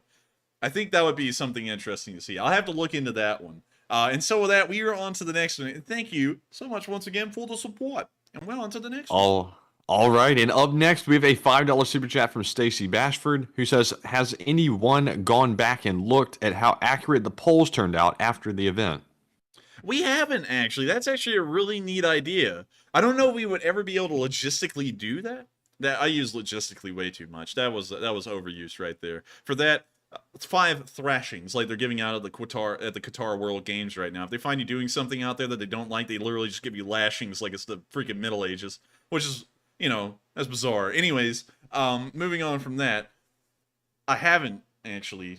Can you reread that one to me again? Now I feel like I have dementia. Has anyone gone back and looked at how accurate the polls turned out after the event? We haven't, actually, but I think that's a really cool idea, and I wonder how accurate the polls would be compared to what really happened. And so with that, I thank you so much once again for the support. I hope that does address the comment as best as we can, and we are on to the next one. All right, and up next, we have a $5 super chat from SMill437, who says, "Hi from Langley, British Columbia, and I'm loving the voices." And thank you so much for the support, all the way from British Columbia, and I am glad that a lot of people enjoy the voices. It of course is really neat to me to know that people do like the voices. I don't really know how good they are. I don't know if y'all like them just because y'all like me and y'all think it's just funny to goof around. I don't know if they're actually like really good high quality voices, because I don't know if I live in an echo chamber or not, and I feel like at this point I kind of do, because I've never heard anyone actually say anything that bad about them. Everyone's like, oh, they're really good. And I'm like, what? Did people just want to be polite or something? But anyways, I do thank you so much, all the way from British Columbia. Believe it or not, Matthew, that's not in Britain. That's actually in Canada. That's very Vancouver. Really? Yeah, I believe. Oh, I'm just kidding around. Matthew and me both know where British Columbia is. Yes. But why do you say it like that, Matthew? You're like, yes. But Yes. I thank you so much once again for the support, all the way from British Columbia and Canada. And I'm glad. I love to know that people do enjoy the voices, and hopefully it makes these streams a little bit more interesting to watch. And with that, we are on to the next one. And thank you once again. All right, and up next, we have a $2 super chat from Dupper Bob, who does not leave a comment. But as always, thank you very much for the support. And for our last one for now, we have a $5 super chat from Newt. Something. I'm not sure how that's said. Yes, it's Pengu, who says, "Heyo, first time dono to the channel. What do you think will happen to Russia after the conflict?" I think after the conflict, the Russians would go through a massive economic depression, one that's already started right now, that they will not recover from for about a decade. And we'll see that Russia largely just falls out of worldview for everyone. They'll still be a massive country, a large one, spanning from continent to continent, but they won't have that kind of aura about them that they had before this war, where everyone thought that they were actually a force to be reckoned with, and they could tamper in people's elections worldwide, they could spread disinformation, and they could also take on anyone around the world and maybe even win. All that's going to disappear, because one thing that we've learned is that everyone's been way overestimating the abilities of the Russians. And one thing that I've always found funny, speaking about America, is that for some reason we believe that the Russians have enough power to actually alter things how they turn out in the United States. And I've always found that to be laughable. For a country with a GDP of $1.3 trillion, beat out by many other countries, is way down there on the GDP poll, to be beat out by that many, and to have such a small population, to be such a backwards country, for some reason we think that they can actually do stuff here in America. I always found that to be a little bit laughable. Like, if anyone, I would believe that the Chinese would be able to do something like that. They're the only country I think that could. That's not in our sphere. But I think all of that kind of stuff is going to disappear, and the Russians will be viewed as a joke, and they're going to lose any of their standing they had on the world stage. And so I hope that does answer the question fairly well, and I thank you so much once again for the support. And with that, we are on to the next one. All right, so it's now time to move on to our live chat questions. And up first, of course, we have to address the Morse. And on this channel, we have the best Morse, the huge Morse. We have the best Mark Hodges, Morse. Seafair, WF2U, and Incredible. BME. The They said best. the Morse message today reads, quote, "When Putin says the war is protracted, what he means is that Ukraine has won. Big league. Slava Ukraine." And of course, I thank my great assistant so much, Donald Trump Jr., for his support in reading off that Morse code message. And I would have to say, as the 45th president of the was it the 45th? Yes, 45. Okay, Grade 45. grade 45, best president ever. Number one, numero uno, best in class towing. I've got to say, that was the best Morse code deciphering I've ever heard. Of course, Big Lee. Big Lee. Big League and Big Lee. And I got to thank you so much once again for decoding it. And I got to say, no one remembers second place, and the Russians are really coming in second. They might even be running in third. Nobody really remembers third, but nobody remembers second place for no reason whatsoever. I don't understand. Like, people remember fifth place, but they don't really remember second place all that much. Everyone thinks about first place, and first place is Ukraine. Numero uno. Second place is for jerks. Top across the board. The top 1% of Ukrainians own half of this country's victory. But I gotta thank you so much. Actually, I gotta break for that. For some reason, that made me laugh. But I gotta thank you all so much once again for making this possible. Because y'all do that every single night. And so with that, we're on to the next one. And thank you so much once again. And remember, it's always the best. We always make sure to support the best. We got the best guys. They're helping out in the best ways. And Ukraine will win.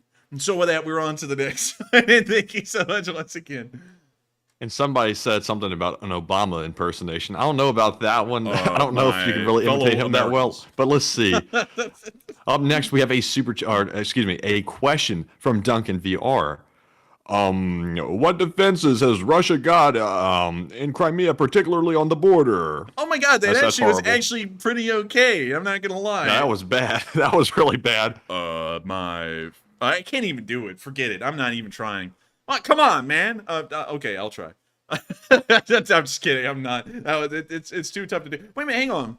Let me just pull up Obama talking. Let me see if I can do that. Like, just listen to him and try and imitate it. Oh, actually, that takes hours. Usually, we have to make sure that we have defenses in Russia. That's not. I don't know. Obama's really hard to imitate for some reason. I don't know why. Like, it always seems like he's so easy to do, but then you try it and it's just so difficult.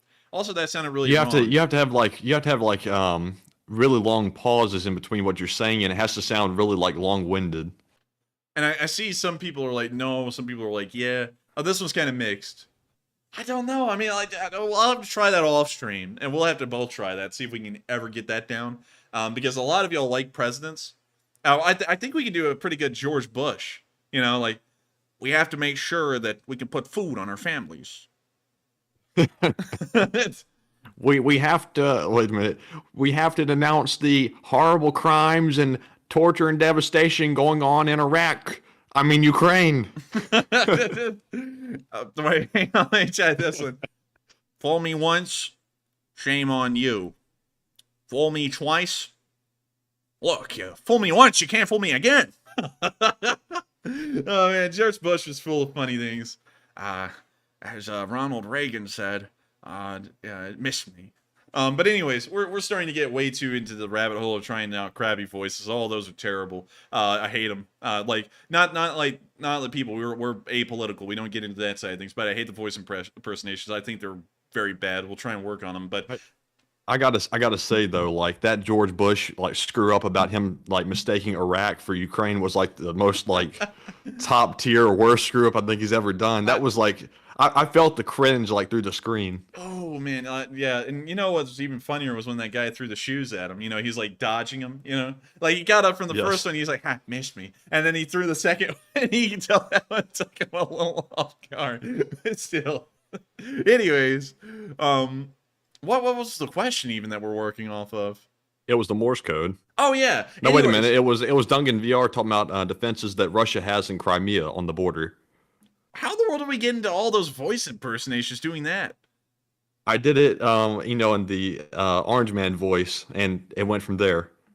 Well, moving on from that, and getting into answering that question, I don't think the Russians really have any defenses on the Crimean border, and not only that, this area is very rough. It's going to be very rough to fight through, because if the Ukrainians push through, there's going to be 2 choke points. There's really only 2 highways, 2 roads that lead into Crimea. They're going to have to push down them. So it's going to be really tough for the Ukrainians. It's also going to be somewhat easier from that perspective, from a Russian defensive standpoint, to defend it. But at the same time, they too are in a choke point, and they'll be obliterated by Ukrainian artillery. So with that, I hope that answers the question as best as we can, Duncan VR. And also, I thank you so much for being a channel legend and being here again tonight with great questions. And with that, we are on to the next one. All right. And up next, we have a question from Mark Ryan Alexander, who says, how long you think Ukraine can prolong the war? How fast is Ukraine training new troops? Ukraine can prolong the war as long as Western support is there. Russia can only prolong the war as long as they have the manpower to do so, or the economy to even do so. So there's a lot more pressure on the Russians, considering that they're working with a much smaller economic pool to survive off of than the Ukrainians, who have the entire backing of the Western world behind them, which is a lot more than the Russians could ever provide themselves. And so I think the Ukrainians will be able to hold on indefinitely until they're able to push the Russians out of Ukraine, which should come within the next half year or so. And so with that, I hope that does answer the question fairly well. And someone said, can you do a foghorn leghorn? I say, I can. But anyways, you're on to the next one. All right, and also the CanBot's getting creative. It's going under different names now. We don't want .site. Anything called .site, you don't want to go to it. But today only, special price. But anyways, up next we have a question from BME, who says, should Hungary be kicked out of Europe after blocking aid package for Ukraine?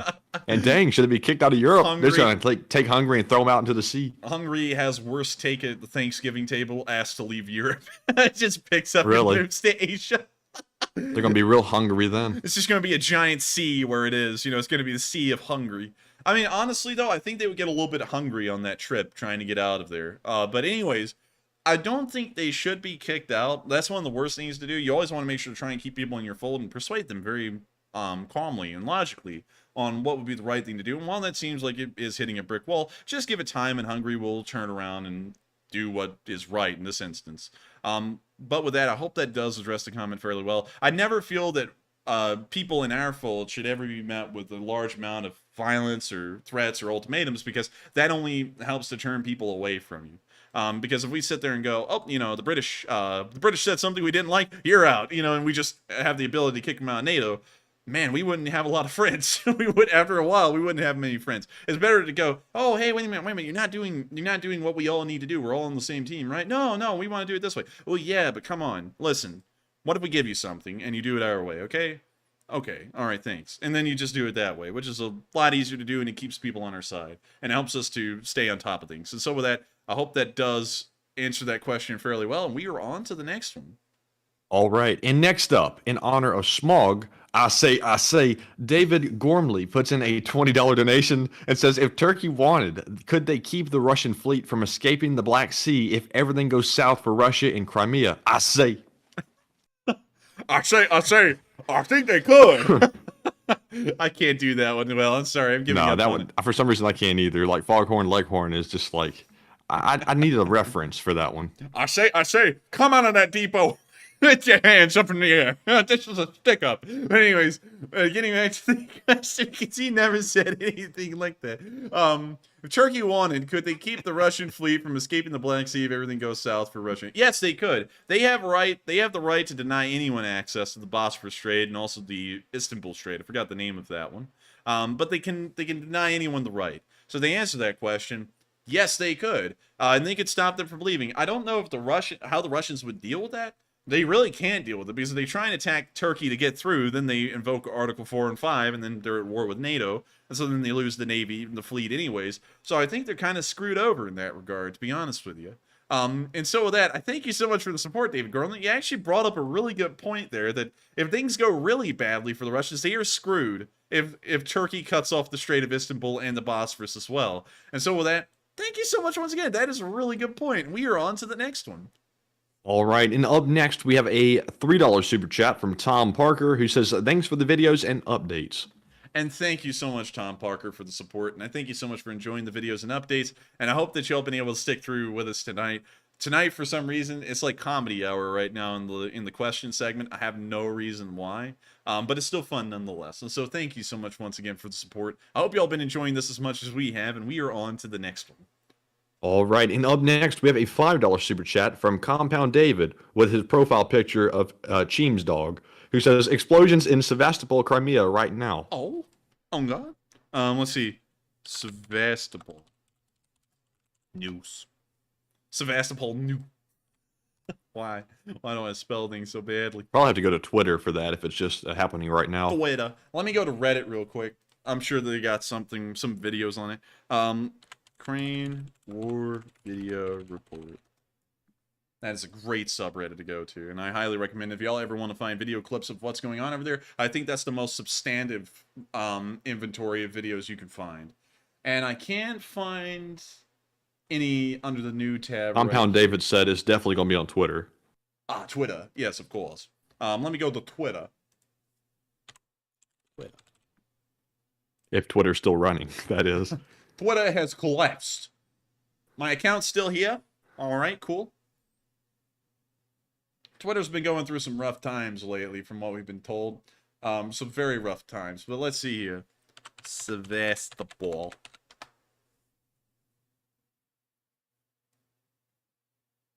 Oh, someone was very bold.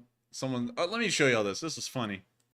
Good morning from one of my favorite Russian cities, Sevastopol. No. You got that wrong, pal. You got that wrong. The Intel crab says that there's explosions in Sevastopol. Oh, look at the cute little hat that thing's got. Oh. It's got a cute little hat. It's even got a shell like we did. Wait a minute, is that the crab off the Crabbery video? Uh-oh. It is. Uh-oh, I think it is. And also it's got a little paperclip holding the Ukrainian flag on. I like that thing. That's a cool little crab. Let's see here. Explosions at Sevastopol. And that's all we got. That's the only thing I've seen so far. And that's it. So we'll have to try and get some more information on that. But thank you so much for tipping us off, Compound David. So that way, if that is the case, we can be up to date on it with tomorrow's news. And so with that, we are on to the next one.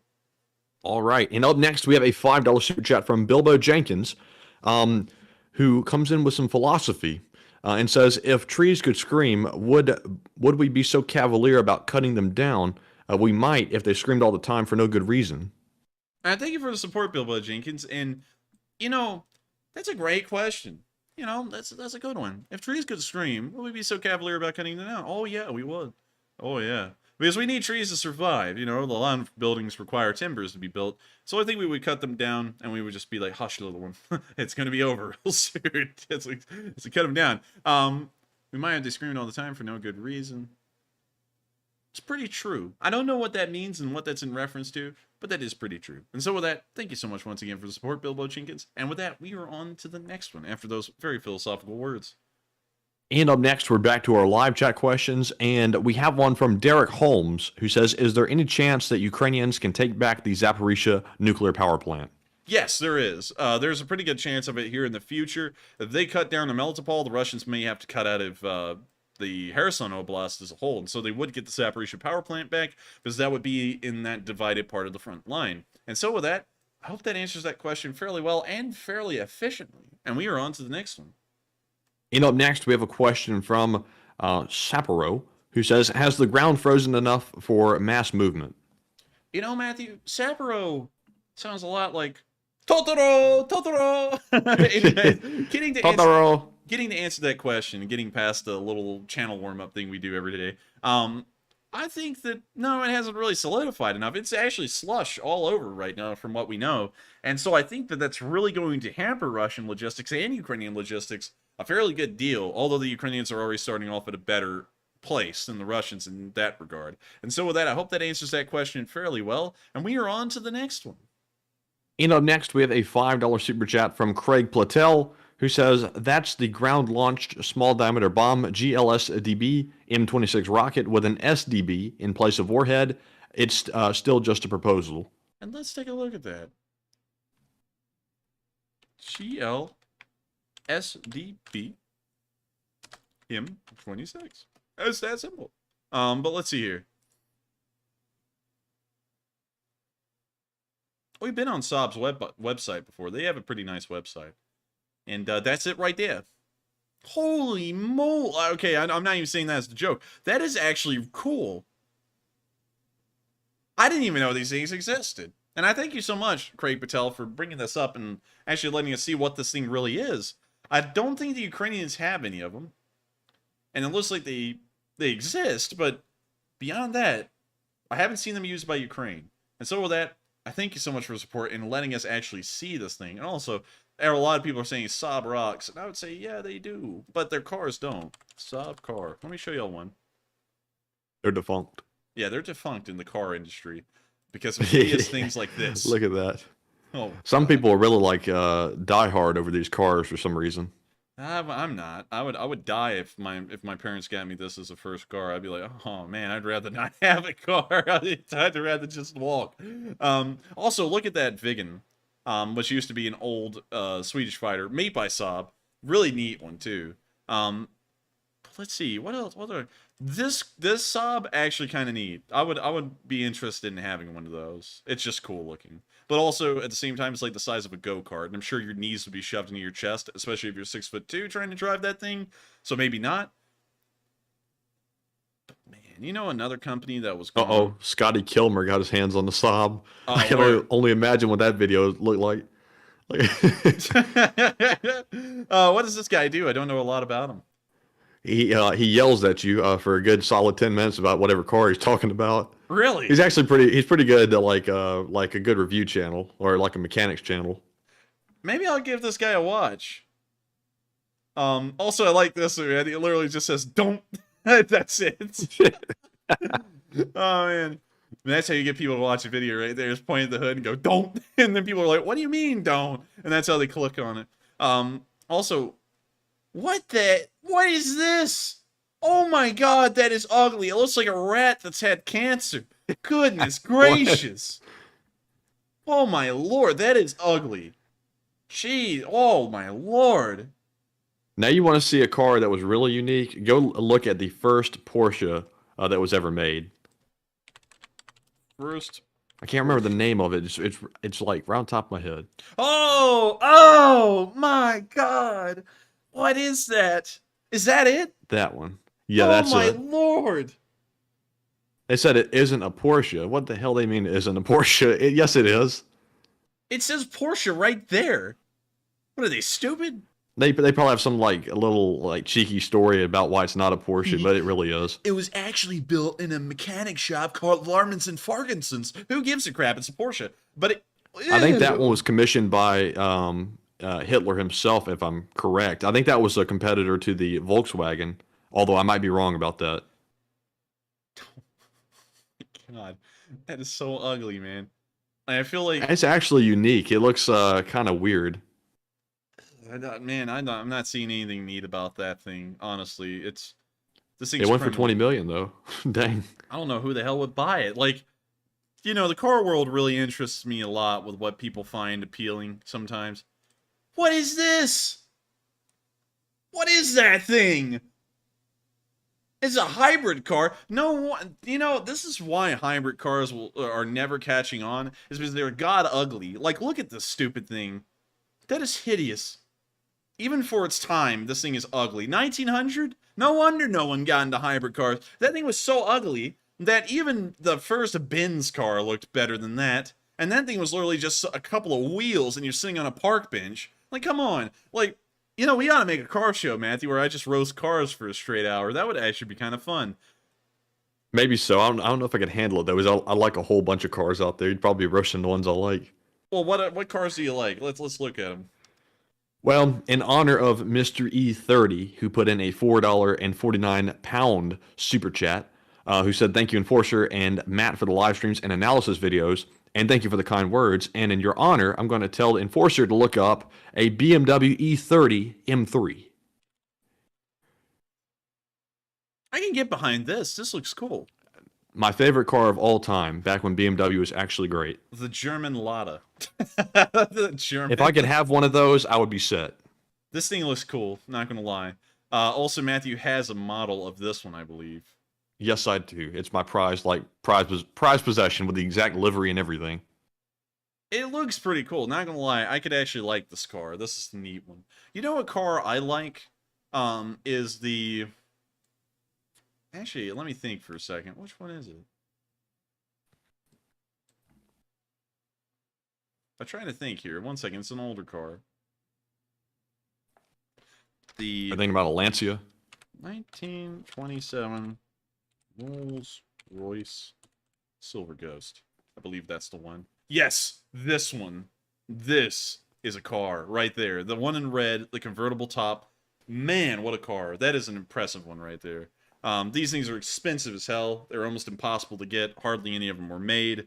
But man, oh man, was that thing cool. I don't like these with the hard cab behind them. And also what's really funny, is that back in the day when this thing was made in Britain, you know, of course, who gives a crap about the driver? Screw the driver. And so they wouldn't give him a top. Like, if it rained, he just got rained on, but the passengers in the back were in a little cab, which I found kind of silly. You know, why not just do the whole thing in a solid cab? I don't get why you wouldn't. It's like, just screw the driver, the chauffeur, or whatever you want to call him. Just have him in the rain. Now get this, Enforcer. I have a feeling this is more than just a bot, but I'm not certain, so I'm not going to pretend like I know for a fact. There's a bot here called Old Pain that says, you guys want to talk some, let's talk some, Do you see that? I do. I have a feeling that one is personal. I have Odd feeling. I have a feeling that one is personal. Very interesting. I don't know why. Why do you have a beef? We don't even know who you really are, but why do you got a beef? We don't got a beef. We don't have a beef with nobody out there. We've been making that clear for ages. There's only one group we have a beef with, which are some of the people from the schism who have never quit. That's the only beef we got.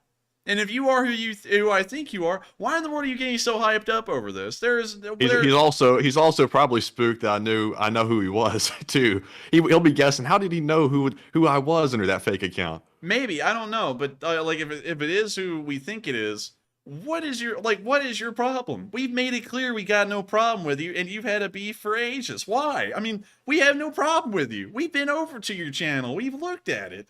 Doesn't make any sense. Anyways, with that, we are on to the next one. All right, so up next, we have a $10 super chat from Richard Philpott, who says, take a look at a 72 Javelin AMX. I love these things. And they're pretty unique. A what? A Javelin AMX? It's a 72 Javelin AMX. AMX, so a 72. This kind of sounds like a tank, like a French AMX 30. Oh, wait a minute. I think I've seen this before. For a muscle car, it's pretty cool. But I'm just never really like a huge fan of muscle cars, to be totally honest. You know what? This actually just made me remember. There is a very old car.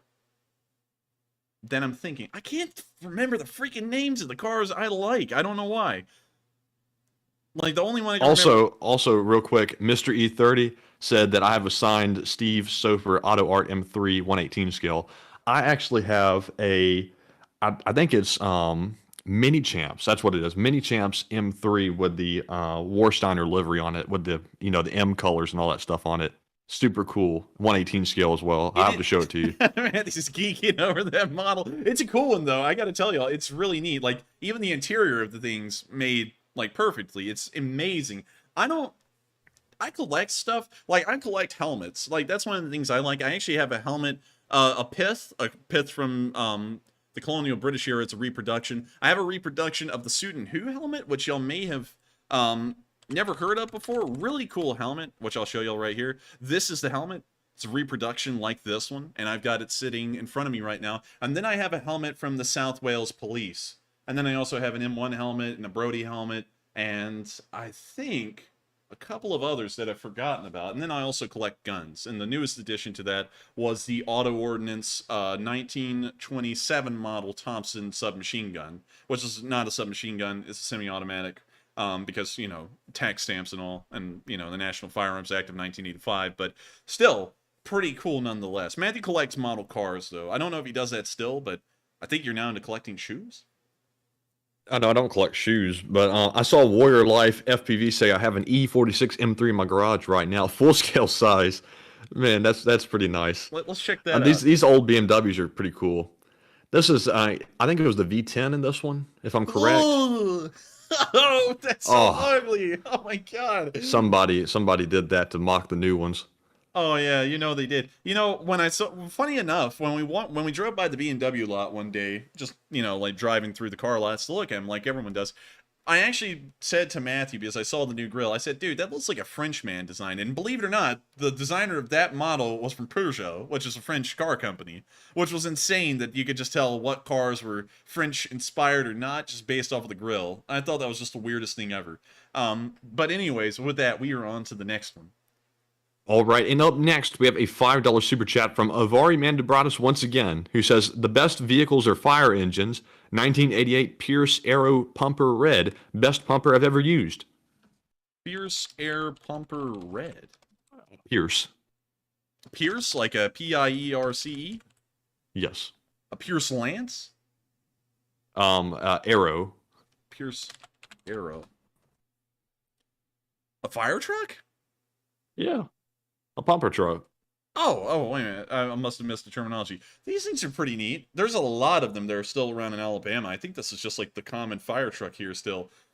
And they are pretty cool. I like the modern German ones. I don't know what they're called. The German fire trucks. The ones with the flat fronts.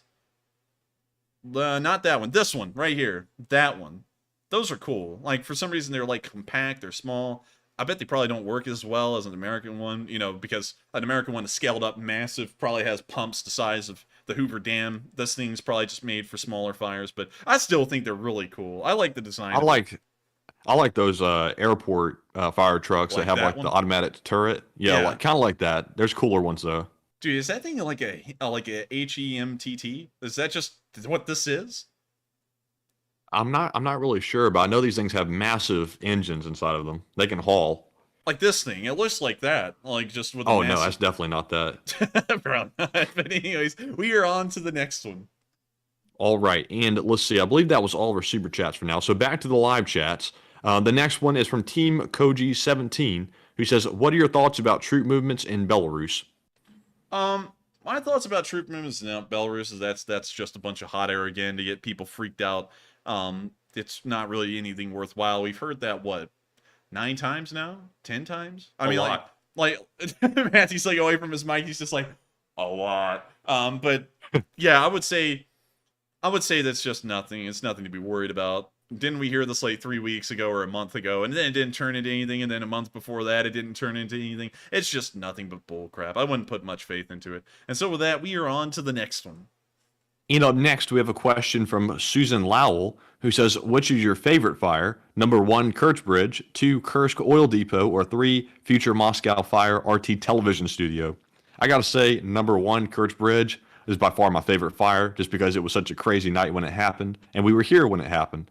But I gotta say, number 3, that future RT television studio fire, I mean, that one's pretty juicy. And I would honestly have to say that the Kerch Bridge fire was impressive. And also what was cool is that it did happen on stream. It literally happened in the middle of our news segment. And we were like, oh my god. And then we got Starsky on. We haven't had Starsky on in a while. But anyways, I thought it was incredibly cool that the Kerch Bridge caught on fire and got blown up in the middle of our stream. So with that, I hope that does address that fairly well. And man, you know something I was just thinking? What's that? Something Kerch Bridge wasn't blowing up. You know, I'm sure that there's going to be someone out there that says that, if you know what I mean. And so with that, we are on to the next one. All right, and up next, we have a question from Steve Hughes, who says, "Have you seen the videos showing Ukrainian MiGs taking out Russian cruise missiles?" Ukrainian MiGs taking out Russian cruise missiles. We have, actually. We saw one. It wasn't a MiG. It was actually an Su-27 somewhere in the Odessa area that intercepted and shot down a Russian cruise missile in flight with its own air-to-air missiles. It was unbelievable. I never thought we would see anything like that, and we did. But the Ukrainians are always showing us stuff we've never seen before. So honestly, not that surprising with that in mind, but still shocking to see and really cool. And so with that, I hope that does answer the question fairly well, and we are on to the next one. All right, and next up, we have a question from Miss Disa, who says, "Enforcer, any details on where Russia has moved all its aircraft that was in range of Ukraine?" We don't have any detail on that, actually. We don't know if they've moved them further east into the Ural Mountains or further north towards St. Petersburg. We aren't really sure. Regardless, it is still pretty funny to think that they may not have moved them, because from what we've heard, we haven't gotten any indication that they moved. And of course, if they had, we would be seeing people talking about that, backing it up with satellite images and pictures. So they may have not moved. They may be keeping them all where they were originally, which is even funnier. And so with that, I hope that answers that question fairly well. And we are on to the next one. All right, and also, Compound David, I am looking for that video that you're talking about there. I'm not seeing it right off the bat. But if you do have a specific source where I can find it, let me know and I will send it over to the enforcer. But in the meantime, moving on to our next question, we have one from Jet Fusion, who says, "Why do Russians mostly send in their tanks solo and without backup to attack the front? Are we looking at suicide runs or insane, incompetent commanders?" And it's raw incompetencies. There's nothing really suicidal about it because they've done it so much. It appears to be just a lack of foresight and proper planning on the Russian commander's part, because it's always suicidal to send up tanks on their own in front of the infantry to attack anything. They will be destroyed, clearly and obviously. Tanks in their own, I guess you could say, in their own niche, are actually supposed to be behind the infantry supporting them, not in front of them. And that's something that, and of course, that's not a constant rule. There is instances where that's not the case. Like, for example, in a offensive, usually the tanks go in front of the infantry and then try and, I guess you could say, find the enemy fire, so that way the infantry knows where it is, or the infantry may even cover behind a tank as it advances.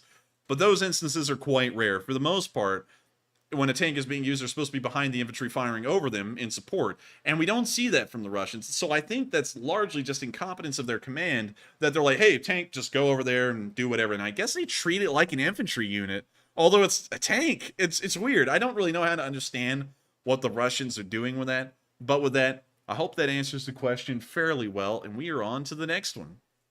And up next, we have a question from D. Omand, who says, can the Ukrainians build their own rockets and missiles, ammunition for the Stugna? They do, actually. They do build their own ammunition for the Stugna. They have been doing that, as far as we know, the entirety of the war, but we've never gotten an idea of where these manufacturers are. Luckily for us, we don't know, because if we know, the Russians also know. But they do continue to manufacture it almost all the time. And so with that, I hope that answers the question fairly well, and we are on to the next one. All right, and moving on to our next one, we have a question from WNNR 1957, who says, does Ukraine have enough weapons, troops, and ammo to end this war soon? If not, what are they needing most? They do have enough troops, equipment, and weapons right now to end the war. It's just a matter of time right now and continued support, because while we've supported them with the stuff they need right now, of course, keeping these units running always requires constant support, replacements, ammunition for them, the ability for them to even operate. All that stuff has to constantly be supplied. And so in that regard, we have to continue a continuous stream of supplies for that stuff to function. But right now, they are in a pretty good shape. We can already see that they beat the Russians so badly that even one battle, the Battle of Bakhmut, the only one they got going on right now, is almost impossible for them to pull off. And so with that in mind, we just know it's a matter of the Ukrainians once again pushing the Russians back into, I guess you could say, being on the bottom and not even being close to flipping the whole thing around back in their favor. And then they'll immediately start counterattacks, pushing them back out of the country. At least that's how we're looking at it. And so with that, I hope that answers the question fairly well. And we are on to the next one. And next up, we have a question from DL Hemingway, who says, Enforcer, do you think the Russians are effectively in the same conditions as the Imperial German Army by October of 1918? Yes. Oh, yes. I think that's perfect.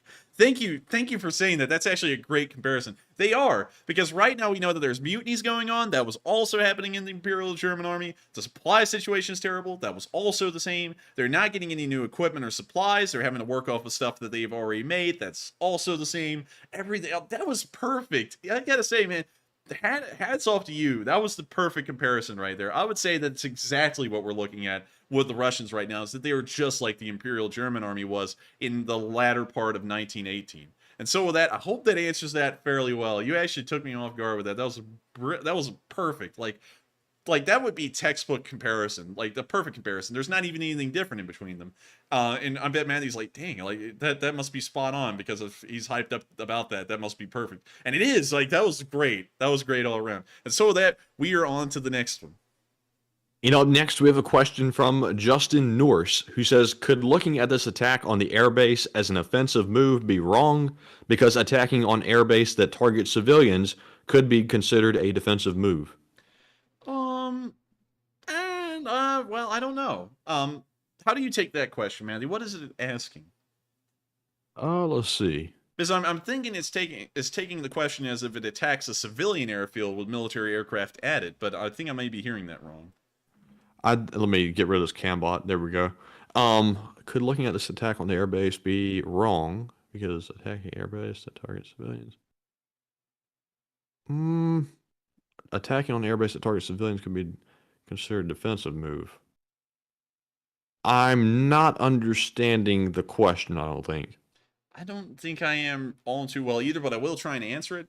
if I'm taking this the correct way, I don't find that to be bad at all, considering that the Ukrainians are knocking out bombers before they can even fly and target civilians with their cruise missiles, and so I consider it a-okay. And so with that, I hope that answers the question fairly well, and we are on to the next one. We got 5 minutes left.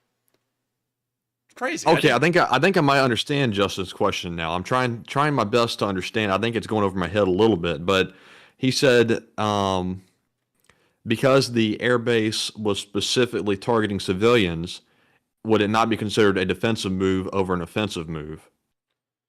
I would say yes. I would say it could be considered defensive, considering that those weapons would be used to attack the Ukrainians. But at the same time, that is what a preemptive strike is attacking something before it can be used against you. And so it could be offensive in its nature, but the overall intent is defensive. That was actually a really interesting layer question that did require a lot of extra looking and reading from our parts, but a really good one, actually, now that we got to the bottom of it. And so with that, we are on to the next one, and I hope we answered that fairly well. All right, and up next, we have another question from Bill Russell, who says, could you believe that we are actually less than 2 full months away from it being 1 year since the start of the invasion into Ukraine? Read that one again? Can you believe that the invasion is only 2 full months away from being 1 year since the start? I can, actually. It's been a long time. We've been here for every day of the war. 288 days right now and counting, and it's really crazy to think that we've been here every day. I've been here every day, at least, ever since the first hour of the war, and it is kind of believable to think it'll be an entire year. It's felt like a year, and it's getting close to being a year.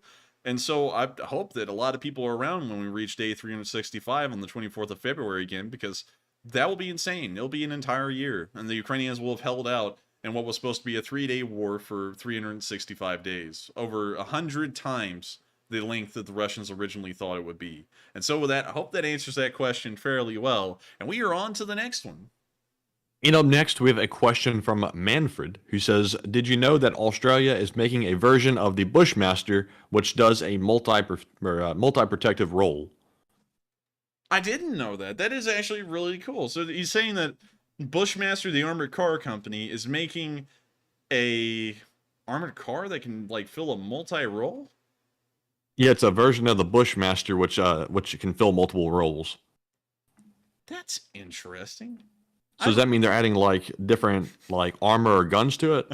It's going to have a Stugna on top of it, and a Stinger, and it's also going to have a machine gun and a grenade launch. I mean, like, that's really cool, actually, and I would love to see that thing if there are pictures of it. And so I thank you so much for tipping us off on that one, and if you can send us some information on that, I think that would be pretty cool. And also, Steve G said, I was here when the Enforcer was still gaming. That's actually crazy, man, because I think I only had 83 subscribers or 119 subscribers by the time the war started, so you would have been around literally my first 100 subscribers, which is insane. But with that, we are on to the next one. Ian, next up, we have a question from Shannon, who says, I liked it better when Putin blamed every explosion on their claimed territory was the smoking cigarette accident. Where are those excuses now? I think they ran out of the smoking cigarette, man. I think he ran out of lucky strikes to smoke, and so they just got to be honest about it now. But I loved that back then, because the Moskva was sunk by some smoking guy who started a fire, and the air bases were blown up in Crimea for the same thing. It was hilarious. Like, that was their excuse on everything. And they're still trying to run that excuse, well, not really anymore, at Saratov and in the other airfields in Russia. We haven't seen that. So, yeah, I mean, I was wanting to say they'd still do it, but it was funny when they used to. It was stuff of legend, and it was hilarious. Like, everyone's getting good laughs out of it here on the channel. Oh, man, that was just fun. And so with that, I hope that addresses the comment fairly well, and we are on to the next one. All right, and I believe this is going to be the final question of the night because I've run out of questions in the spreadsheet. This one goes to Mark Ryan Alexander, who says, how many troops do the dirty orcs have to lose before Russian public really step up and riot? Keep up the good work. We don't really know. I really can't even give an honest answer on that because we have no idea. It's very subjective, and it may completely change based off of what's really going on and what they get apprised of. And so I can't even put a figure on that, considering that we know that around 93,000 Russian soldiers have been killed at this point. I wouldn't even know. I would thought that they wouldn't really handle that well, and it looks like they've handled it somewhat well. And so with that, I hope that answers the question fairly well. And with that, I was actually about to share with y'all something really quick, Matthew, like with you, because I thought this was cool. All these towns are in Cyrillic, like on the world map, all of them, all the way out to the edge of Europe, and we can't go past there. So you can actually see how city names are spelled in the Cyrillic, I believe, Ukrainian alphabet, and also how they're pronounced. Like Rome is rum, like rum, nearly, like rum. Yeah, rum. this one is. Wait, hang on. That was actually Astrie, and then. Hang on, I know what. Oh, come on, it's not going to tell us Germany. Dang it! I was wanting to see. What's that red bird down there in the bottom of the screen? This one? See that red bird? What red bird? That red bird out there in the middle of the ocean. You see that? The Moskva? Is that what that is? Yeah, it's the cruiser Moskva. Looks like a bird. No, you silly goose! It's a ship sinking under the sea. Oh well. And so on that bombshell. Down with the Moskva.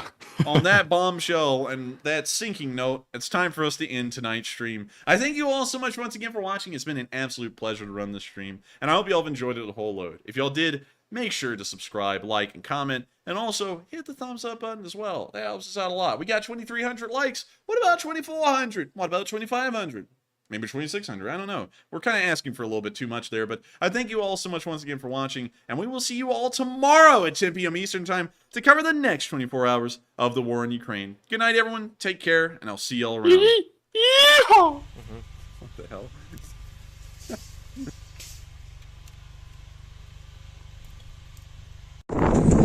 Yes. The Lviv Street Army sends its regards.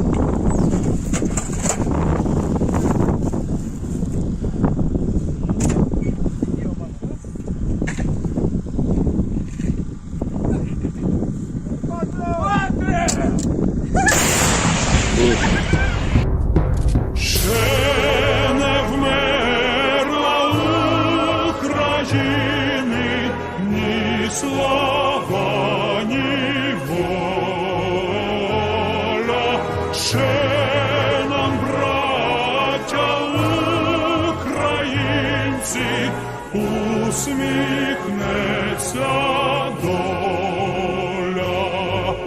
Згинуть наші вороженьки, як роса на сонці. Запануємо ми, браття, у своїй сторонці. Душу й тіло ми положим за нашу свободу і покажем, що ми браття козацького роду. Душу й тіло ми положим за нашу свободу.